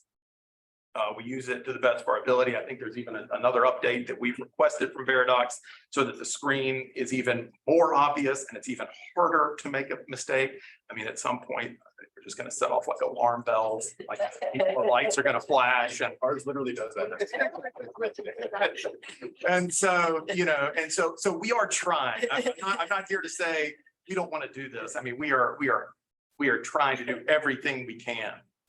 Does either company have any properties where there's 100% ID at the entrance We do not. And I'm not aware of any in the country. or the industry? I'm not familiar with any in the industry. And again, and I think that part of that is the outgrowth of where ID scanning came from. Yeah. I mean, again, we would tell you we're market leaders. And so we have Veridox, and we have this technology at the podium. I guarantee you there are a large percentage of casinos that don't even have this technology at the podium. They're using that security person solely to make sure that that person meets the state's unattended, minor gaming rules. And they, even if you told them, hey, we want you to self-exclude at the podium, they would, well, we will just have to do it by identification. And look, there are jurisdictions where self-exclusion is done by a book of photos. So you train team members on the book of photos, and they are supposed to, when they start, they take responsible gaming training, and they are told to sit there and review the photos of everyone on the self-exclusion list. And that is their self-exclusion program. So again, we are trying with technology to move beyond book of photos and institute the best policies we can. But we just need to make sure that we are, one, serving our customers in the appropriate way, meeting the board's expectations, and moving forward in like a collaborative way that really institutes our responsible gaming goals. Following up on Chief Marsh earlier comment about facial recognition technology or license plate readers. And I know you're not using it now. Again, same question. Any of the properties in either of your groups using LPRs or facial recognition? License plate, I have used in other Yeah. jurisdictions for usually more security post. If we've had an incident in the garage, then we can backtrack for surveillance purposes, but not to preclude somebody from getting onto the property. Unless there's like a police warrant out or something like that, we can adjust the systems for those. But I don't have any properties, we don't have any pen that use facial recognition technology. And I would imagine there's some very real privacy concerns as it relates to implementing that technology. I know there were a number of legislative bills I believe passed in the state of Maine that essentially prohibited it for at least state agencies. And I haven't read them, but You already have the license. You have a license. I mean, yes and no. You can't use it in the ways that they were using it. Sorry, state agencies, but I think it can be used, but that's a whole other discussion. I don't know if you guys have any, I don't know. In some properties, we may have the ability to read a license plate. It's not an added technology, is my understanding. It's usually something that's part of that surveillance system that it's able to pull those numbers off. It's usually used for after the fact law enforcement investigations, where we would be able to provide a license plate number to law enforcement. We do not use facial recognition anywhere. We've seen presentations as well. There's a number of limitations, not only in our implementation, but also in the state's ability to provide the data needed to match those faces. So it's not as easy as say, okay, here's my ID. okay, we scan it into this database and now our property, I think that a lot of times those facial recognition databases need to actually have they need to have a better photo, like so. The gaming control board would actually need to have updated technology to be able to process that data, to then give it to us. And probably have similar systems. I mean, so we've seen a number of limitations, and not to mention that, I think that everyone sort of expects either, we've seen a proliferation of privacy bills across the state, from state jurisdictions. It was more looking for, I understand your pros and cons. I appreciate your cons. But looking at, and I get it, we got the far end of the photo book. That's really implement that. But throughout your properties, are there any other technologies or any other approaches that other properties have put in place that maybe we could be thinking about? I think if we were to demo the minor change to what happens after we identify someone on the floor, that is a major leap forward in terms of our ability to address an issue and prevent repeat occurrences, which is frankly a lot of these. Doesn't that bring like a host of other issues, right? In that time frame. So I'm used to casinos where there's somebody on site, right? Whether it's a state trooper or local PD. They're not. You're monitoring this person, but they're either losing money, which is now the state property off of self-excluded person being on the floor, or winning, and you gotta deal with that issue, or they're doing something else on the floor. I think it's a discussion for the board. I mean, from my standpoint, what I would say is there's really two options. One, which is what we do now, is we don't allow you to game, but you leave and there's no consequence. And I don't know where the heck you go, but it's likely to be Oxford. And we may or may not catch you. For me, if you're weighing the difference between, you may sit on a slot machine, which you've done for who knows how long, for 7 or so minutes before the police department arrives. But I know that this is going to be the last time I see you, and you're really going to think twice before you do again. I mean, for me, it's an easy decision, but it's not my decision to make. I think And other that's a good- jurisdictions, sorry, go ahead. I just think that's a very good point, is the cat and mouse that's going on. Those people know it's just a game. It's just a game because there's no consequence. It's so bad that Nikki Gardner has told me in a conversation that she's actually received phone calls from some individuals essentially thumbing their nose at the fact that they know they can get away. It's like everything in life. If you have no consequence, you just keep playing. Yeah. The game is fun. And some jurisdictions don't allow themselves to profit off of any winnings from a self-excluded patron. They donate that to a charity, national, it's usually a problem gambling charitable organization. Yeah, most of them. And so, there may be a rule that could address something like that The only point I would make to that, if I could, real quick, is that it's very challenging. Withholding of jackpots is a simple thing to do when we already do it, because we know exactly how much you want. Most of these guests very intentionally don't use any of the things we utilize to track their play because they don't want to be caught. So it's not as simple as, oh, they had their card in and we know exactly how much they played during the session. We can reimburse the state in some way, shape, or form. In a lot of ways, we may come back and say, we have no idea. I guess one of my thoughts is to your comment about, we made money off of somebody who was on the self-exclusion. Somewhere along the line, they are responsible. They put themselves on there, and the fact that they. Personal responsibility. There you go. 2023. There you go. So responsibility, you have yourself on that list. It kind of is unfortunate that you just think you can thumb your nose at the whole system, and then you get to cry foul. You don't get to cry foul. Yeah. You made a decision, and you should be responsible. And there has to be some consequence somewhere along the line for you thumbing your nose at the whole system. Yeah, so, I mean, we're not gonna make a decision today about IDing everyone or whatever, but this has been helpful. I think I've always been ID'd and I probably will for another 10 years because I look young. Give a little more grace. Yeah, I gotta get there. So it's just not a thing for me. I get the cons and the issues. I mean, look, I've seen Rivers Casino in Pittsburgh deal with this with a Steelers game with 70,000 people next door. There's no perfect system. I think if we don't go that route, it's going to be a factor, though. The board takes into account if there's an issue, right? So we have this sort of soft standard, right? What's reasonable or practical, and that may just be a factor, right? Are you IDing everyone? Are you not? And what happened? One other thing that you brought up about visiting the the facilities. I'm very strongly in agreement to that. I think it's difficult to sit here and have discussions about something you've never seen, you've never even set foot in. That kind of bothers me. It bothers me greatly. And unlike Stephen, I can't get there. Like gave me a great tour when I first joined the board. And Fabulous tour through everything, opening up the slot machines. Yes, I just have to make it Yeah, I think- an appointment. Any to do board this. member can go. I know both facilities. We are looking at having meetings at each Yeah. facility coming up now that we're back in person. So It's that collaboration, I think, that might serve greatly. let me, there's two other things I want to ask about. Obviously, ID is big, but one of the recommendations involves the definition of premises. And so are we going to limit it to just the gaming floor or everything in general? Thoughts on that?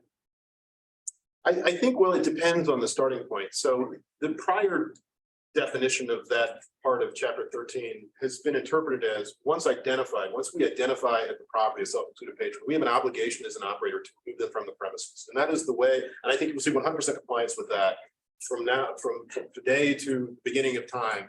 And that was the definition. So it really depends on how that whole phrase is being defined. But if it's being modified to they are no longer allowed in the casino floor, then yes, I think the commonly accepted, and I believe this was the recommendation, I think, at least for Penn, we would support it.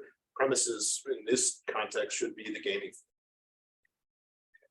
Yeah, and I guess it would go back to, this sort of, it's excluded from the premises to the extent practical, we have the technology at the podium, but we don't necessarily have that technology when you check into the hotel, or if you were to go to an event space, or you were to visit some non-gaming area of the floor. So to Austin's point, you may visit an area that just doesn't have any of this technology. And so if you expand it, our next question would be, well, then, what is practical? What's the expectation?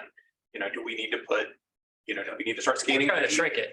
Yes. Staff's recommendation to limit it to just the gaming floor. Yeah, it seems to me that would be the simplest thing for But everybody. again, if it continues to be interpreted as once we identify this person, then I think you would probably want a different definition that says, hey, it's not acceptable if you remove a self-included patron and allow them to then go eat on your premises. That would feel very uncomfortable for us. Or sleep at the hotel. Yeah. Right. Can I just ask, has that occurred? Yes. You've had this situation where you have someone staying at the hotel, they're an excluded person, they access the gaming floor, you identify them, and then what happens? We escort them to the hotel, we have them packed, and we escort them off the premises, and our security staff, I'm sure it's the same at Oxford, we go to the parking garage and we watch them drive out of the lot. We take the premises definition very seriously in this instance. Right? Yeah. Yes. Last thing is new, but on your materials, for like, mains program, ad care, all that stuff. There's now a new virtual option. Are you updating your brochures or whatever? We actually talked about. Yeah, not only are we gonna update it, we're gonna promote it on our social media pages and just make it a part of, again, the many different areas of awareness that we have throughout the building and online. Yeah. It may lessen your burden. People can just go home and know they can do it. Doesn't have. Yeah, we're in people favor on of site. making them, these people getting treatment in any way, shape or form, so. That's generally not even the issue. The issue is, as Austin was mentioning, they don't have a point of contact that they reach out to understand when they come off the list. So if it was Valentine's Day last year, they self-excluded for a year, they think on the 15th, they're allowed to come back in. We've had a number of those cases in the last 2 years that has occurred. So either they're not keeping the paperwork, you're referencing it. That is a. Yeah, I wish we had more data. I mean, it wasn't considered a violation before, so we don't have good data, but I would venture to guess there's a very meaningful percentage of those total incidents where these are not lifetime exclusions. These are people who are mistakenly under the belief that they're either exclusion has expired or they just got the dates wrong. And many times it's within a day or two. So providing a way for us to give them that information or for them to that from someplace else. It's either that or utilizing the state police to actually issue the trespass notice for the 1 year for both properties on an ongoing basis. So they have a document in their hands that they understand. Because we've had to recently do that, the one that continuously tried to come back in. It went through the Oxford PD, they reached out to state police, and that occurred, and that's what we found out. It's only valid for a year, which is a little frustrating in that part. The lifetime ban, he's attempted to get in 3 times this year that we've turned him away. I have a question for Director Chan. Sure. So we have this memo with things that you're talking about here, and it says the gambling control unit staff. Is this, who is this really from? Is it from you? Is it from unanimously from the staff? Is it from the AGs? No, Who is this memo with recommendations from? Jen drew up your memo. It was Jen, Phil, Vicky, and one inspector from each property that reviewed the responsible programs, and that was the conclusion they came up with. That was their recommendation. And do you, Yes. do you concur with these recommendations? Yeah, I do. I do. I did do a quickie run through, at least Hollywood's. I thought in my interpretation of Oxford, I thought it was a little overkill. But I did have half a dozen issues with some of Hollywood's comments or some of Hollywood's program, but I'm solely relying a lot on this, which is, you know, it's incorporated. That's not as drilling in as maybe I did. Okay, like to give you an example. Because when I review documents and stuff, I say specifically, when the MGB inspector supervisor notified by electronic mail, there's no indication of that. They may be notified, but it doesn't say by electronic mail. When are players deactivated, according to this section, remove the requirement to refuse access. Where's the requirement to immediately refuse any additional wagering and by whom? So in the rule, it says you will stop wagering, but there's no indication to responsible gaming who that person is. Now, it might be, if it's a table game, could be a table game supervisor. If it's a slot situation, could be a slot attendant or a supervisor. But on a more generalized basis, there is as in reference to what we're talking about, it says, based on the experience, unit staff believes the most effective system to prevent access would be to ID check all individuals attempting to access the gaming floor and recommend the board consider this requirement to be added to both casinos exclusion policies. You've heard from the casinos why that's problematic, and I'm curious how you feel about that. Okay, so in my 36 years, first 20 was as a security director in half a dozen facilities. I've opened 5. Back in those days, and even up to this very point, I understand the responsible gaming program. I've issued it. A lot of ID checks were solely on ID checking potential minors, but it was never drilled in as a preclude a self-exclusion person from entering the floor or getting on the property or anything like that. If we found them, stop, escort them off. Hey, you can't come in here. That's it. So when I came here, when I transferred over from the casino industry to becoming a regulator, as I may have said several times, the statute and the rules are my Bible. That's my guidelines. That's what I go by. I cannot say, well, today we're going to let that ride and tomorrow we're going to let this ride. That's why I come back to the board and say, board, we have a situation here.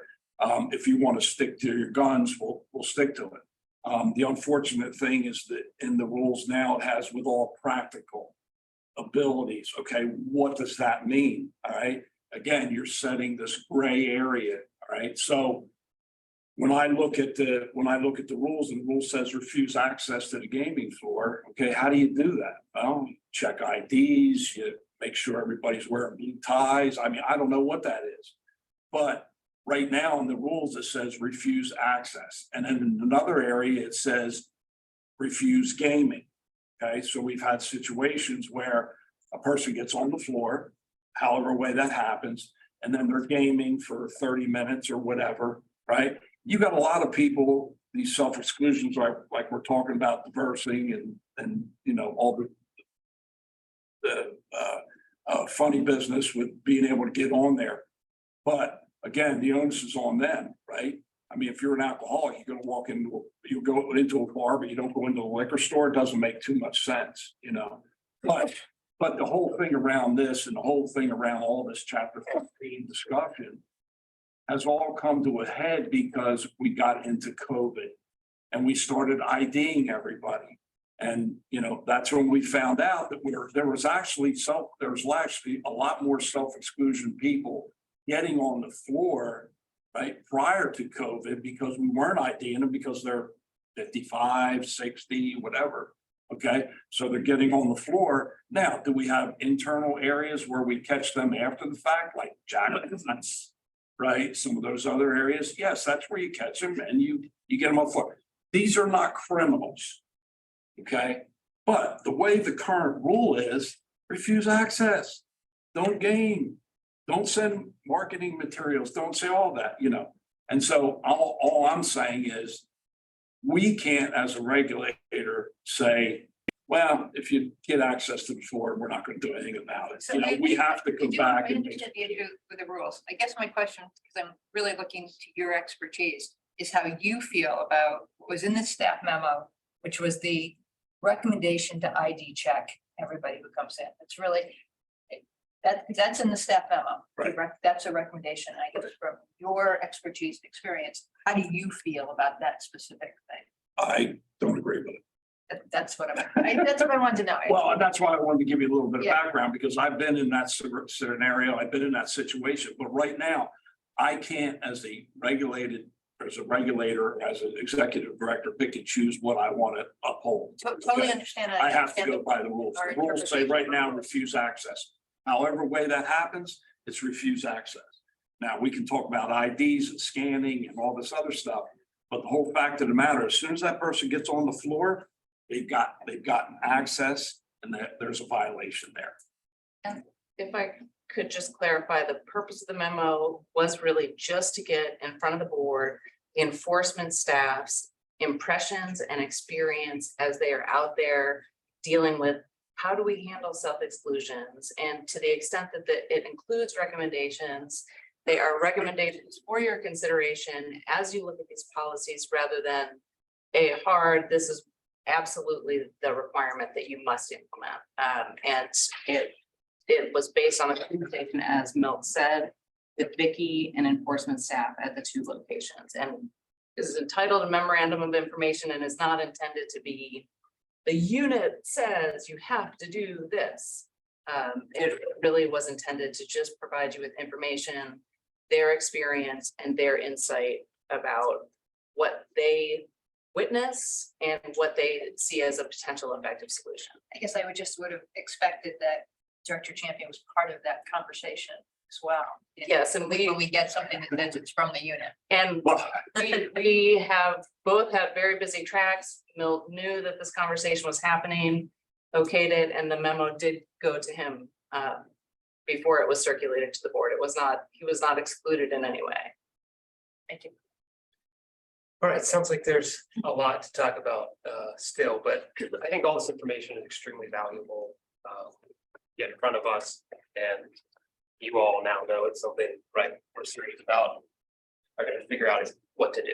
So nothing to vote on today with that, but thank you for giving us all this information, and the data was really helpful with the stats.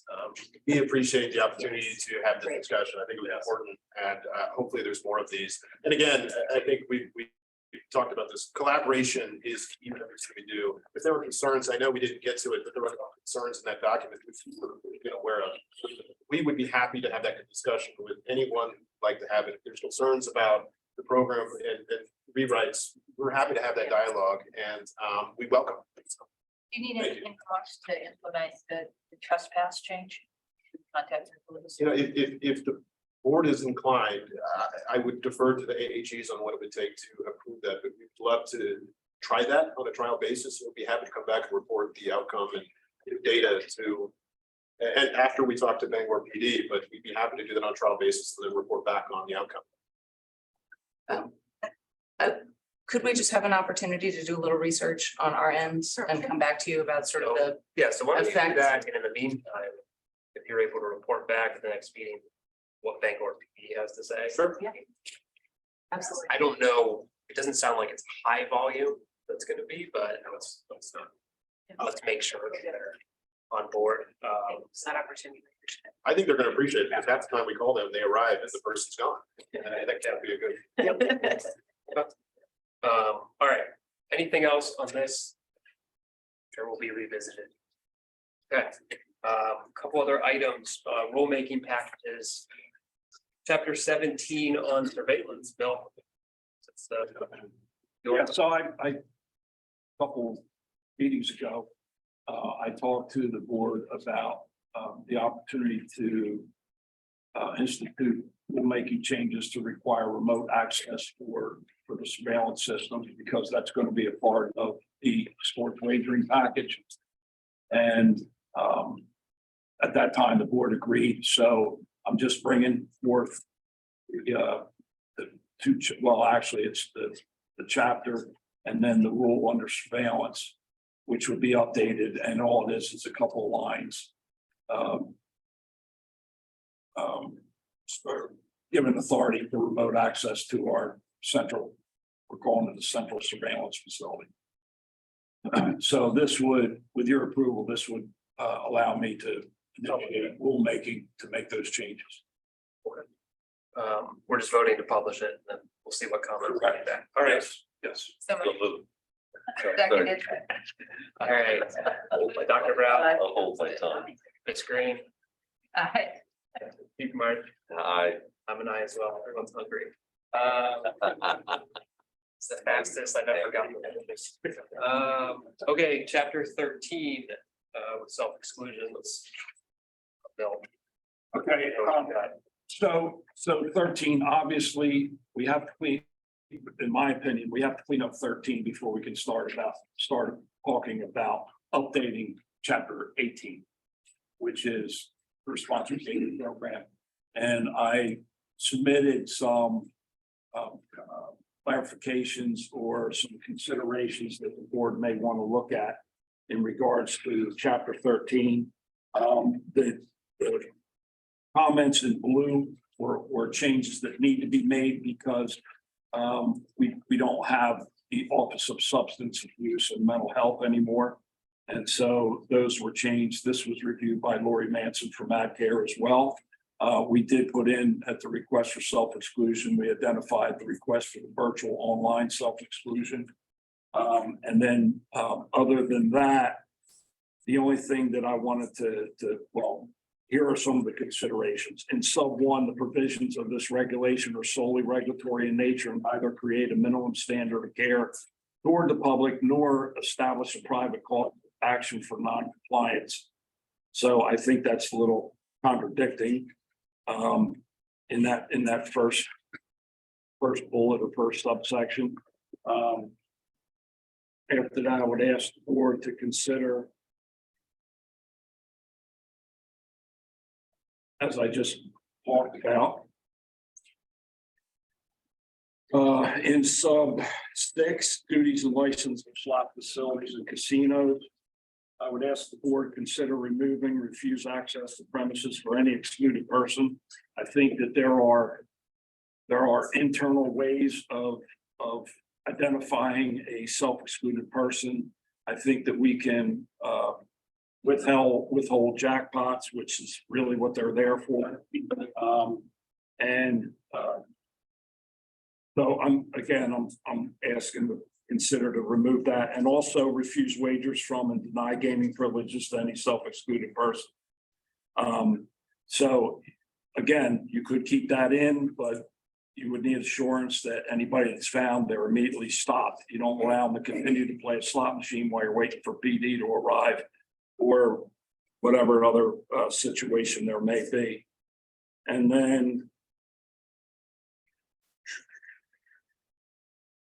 then in the removal from a self-exclusion list, we would ask you to consider the history of any violations of exclusions prior to the request.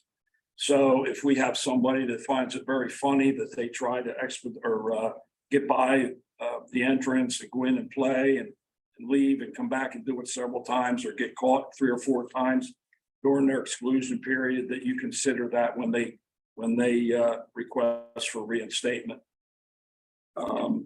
And then in that particular area, I also added that it would say that a person who requests a lifetime exclusion may, after 5 years from the date of exclusion, submit a written request to the board for removal from the list.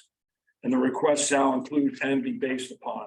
So it would be based upon a detailed explanation for the request, the history of any violations of exclusions prior to, and then of course, the verification with a reinstatement session or exit interview, if you will, by the agency approved by the board. And then the only other situation I would ask you to consider is under forfeiture of winnings. In 2B, it says require the security and surveillance departments to immediately determine how the person was gained access and how the facility plans to prevent such breaches in the future. I think that can be a part of number 3, the casino or slot facility security and surveillance person department shall prepare a report which shall include A through D, and removing, I don't know, this doesn't really have D, which refers to 2B. That sounds like going out in right field, but that's what it is. And then last but not least, so right now, we can withhold jackpots, 1,200 and over, because that locks up the slot machine, and before they pay out the jackpot, they verify if the person's on the self-exclusion list and the person's jackpot is forfeited. Okay, what if we have a person that sits down and just wins? They start out with $20 and they win credits, and then they go cash out, and the cash out's $2,000. But they never got a jackpot over 1,200. So theoretically, can that person still be winning money? Yes. That's one thing to consider. The other thing to consider would be there's table game activity as well. So we have a lot of people who go in, they're self-excluded, they go in, they play table games. So I did reach out to the facilities and ask what they currently look at as reporting for tax purposes. And I believe it was a G, help me out, E something, where the table game winnings of both have to have both. Either a bet of 300 to 1 odds and or higher, and $600 or higher. Okay, so I guess what I'm saying is we're locking people up, or not locking people up. We're grabbing winnings via a jackpot, but we're not doing anything with the table game players. So I want you to consider maybe adapting something that says, hey, at the very least, I think in both scenarios, if you're found excluded and you're playing a game, that game is frozen or that game is stopped. Your whatever is in front of you is taken, and it's put in, we'll say escrow or to the side until the security and surveillance or the company's departments verify what was actual winnings, if any. Because again, right now, table game people, all they do is put the money in their pocket, their chips or whatever, they walk out and they come back later, give a relative, hey, go cash this in for me. You know, they're avoiding the process. So again, it's just a consideration. And so that's where we're at with this chapter 13. Now, I think under rulemaking, if we open this up, certainly Hollywood and Oxford would have the opportunity to add to it or remove some of it or whatever. In other words, they'll have an opportunity to interact with that rulemaking process as well. So, you know, And we can schedule a hearing if needed. that's what I would do in this case. I would have a public hearing so that you could get their comments and then fuel that all together. And I think once we get 13 cleaned up, it'll automatically help clean up chapter 18. Okay. Any questions for Director Champion? It'll have a couple small simple things I can add to later on. Right. I'm comfortable with a lot of 13, so. Well, What did you say? the question, she said she was uncomfortable with a lot of As I am too. 13. I'm comfortable with what I'm asking you to consider, or uncomfortable I'm with 13 comfortable in general. with 13, not considering. I think it absolutely needs to be addressed. It's part and parcel of the previous conversation. So what I'm asking for is just like I did with the surveillance, if you allow me, I'll start rulemaking process on 13. And this will be the initial proposed language. I'll schedule a public hearing. Hollywood and Oxford will have the opportunity to give their input. Obviously, I'll have to have at least one board member, I believe, at that role or at that public hearing. It can be all of you or just at least just one. And we'll get their comments and then we'll run through. Again, this is a rulemaking process. There's no final adoption until you approve it. Yeah, I think we need to get it started. Yep. So, I agree. I guess my concern was if there are things that we don't agree with or we're uncomfortable with or whatever.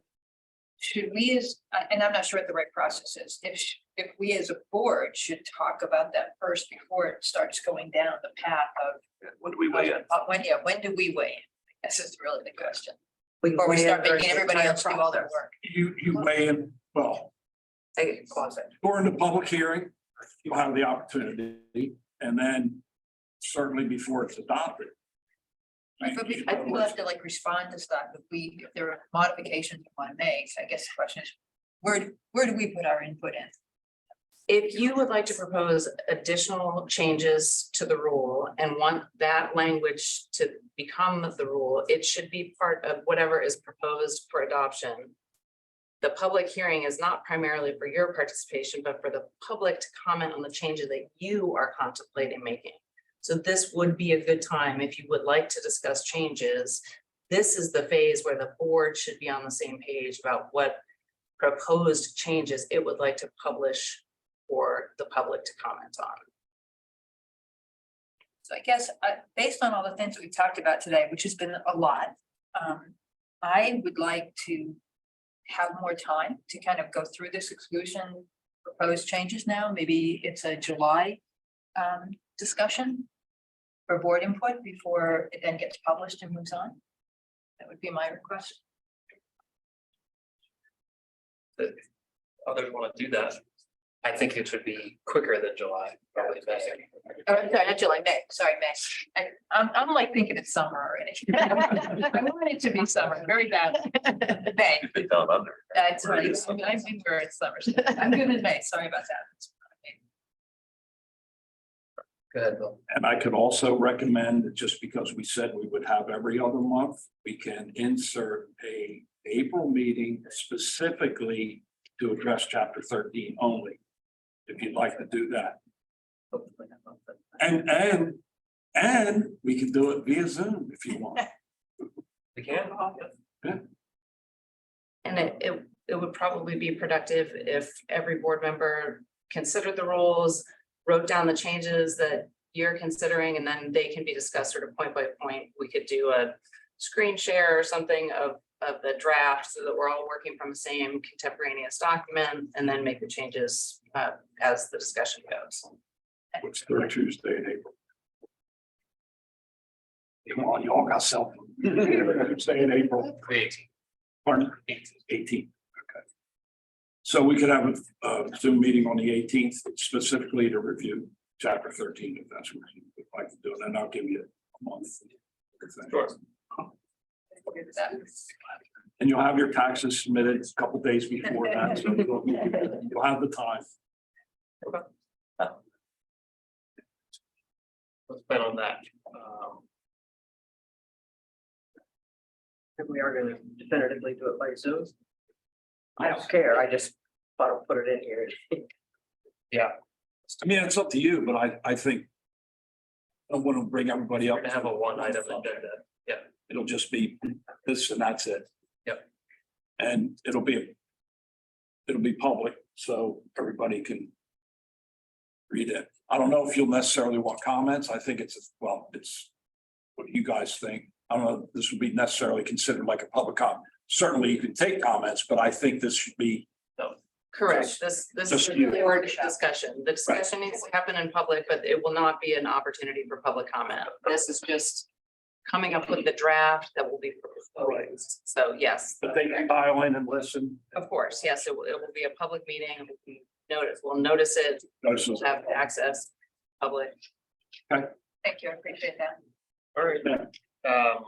One last item, we do have a community statement request from the self-approval list. Shading for today. obviously refer to them as self-exclusion A, is self-exclusion A present? I think so. We have obviously the letter that was written, and the interview. We know they completed the interview. Any discussion? Are we okay approving this? Go ahead, So Sarah. moved. I would move it. I have no questions. I'll second it. Let's take a roll call vote. Dr. Brown. Green. Aye. Keith March. Aye. I'm an aye as well, so HRNA will come off of the self-exclusion list. Board business, only thing some of you may have seen, Lori Manson, Medcare, working with the Department of Public Safety. We did a press release about the virtual options for self-exclusion. Number of outlets ran, and within like a week, we actually had someone do it via Zoom, who had told Lori, I didn't want to go in person to do it, but afraid to, so it's working, which is great. All right, any public comment? Hearing none, seeing none, so it looks like our next meeting will be Zoom April 18th. Looks like it'll probably be a single item agenda, but there may be other things to happen. You never know what's gonna happen. With that, I'll entertain a motion to adjourn. So moved. Second. March. Okay, All Dr. you Brown. got. Dr. Brown, you go to adjourn. Screen. Aye. Chief March. Aye. And then I as well. Now you can terminate this. meeting. No, Zoom address.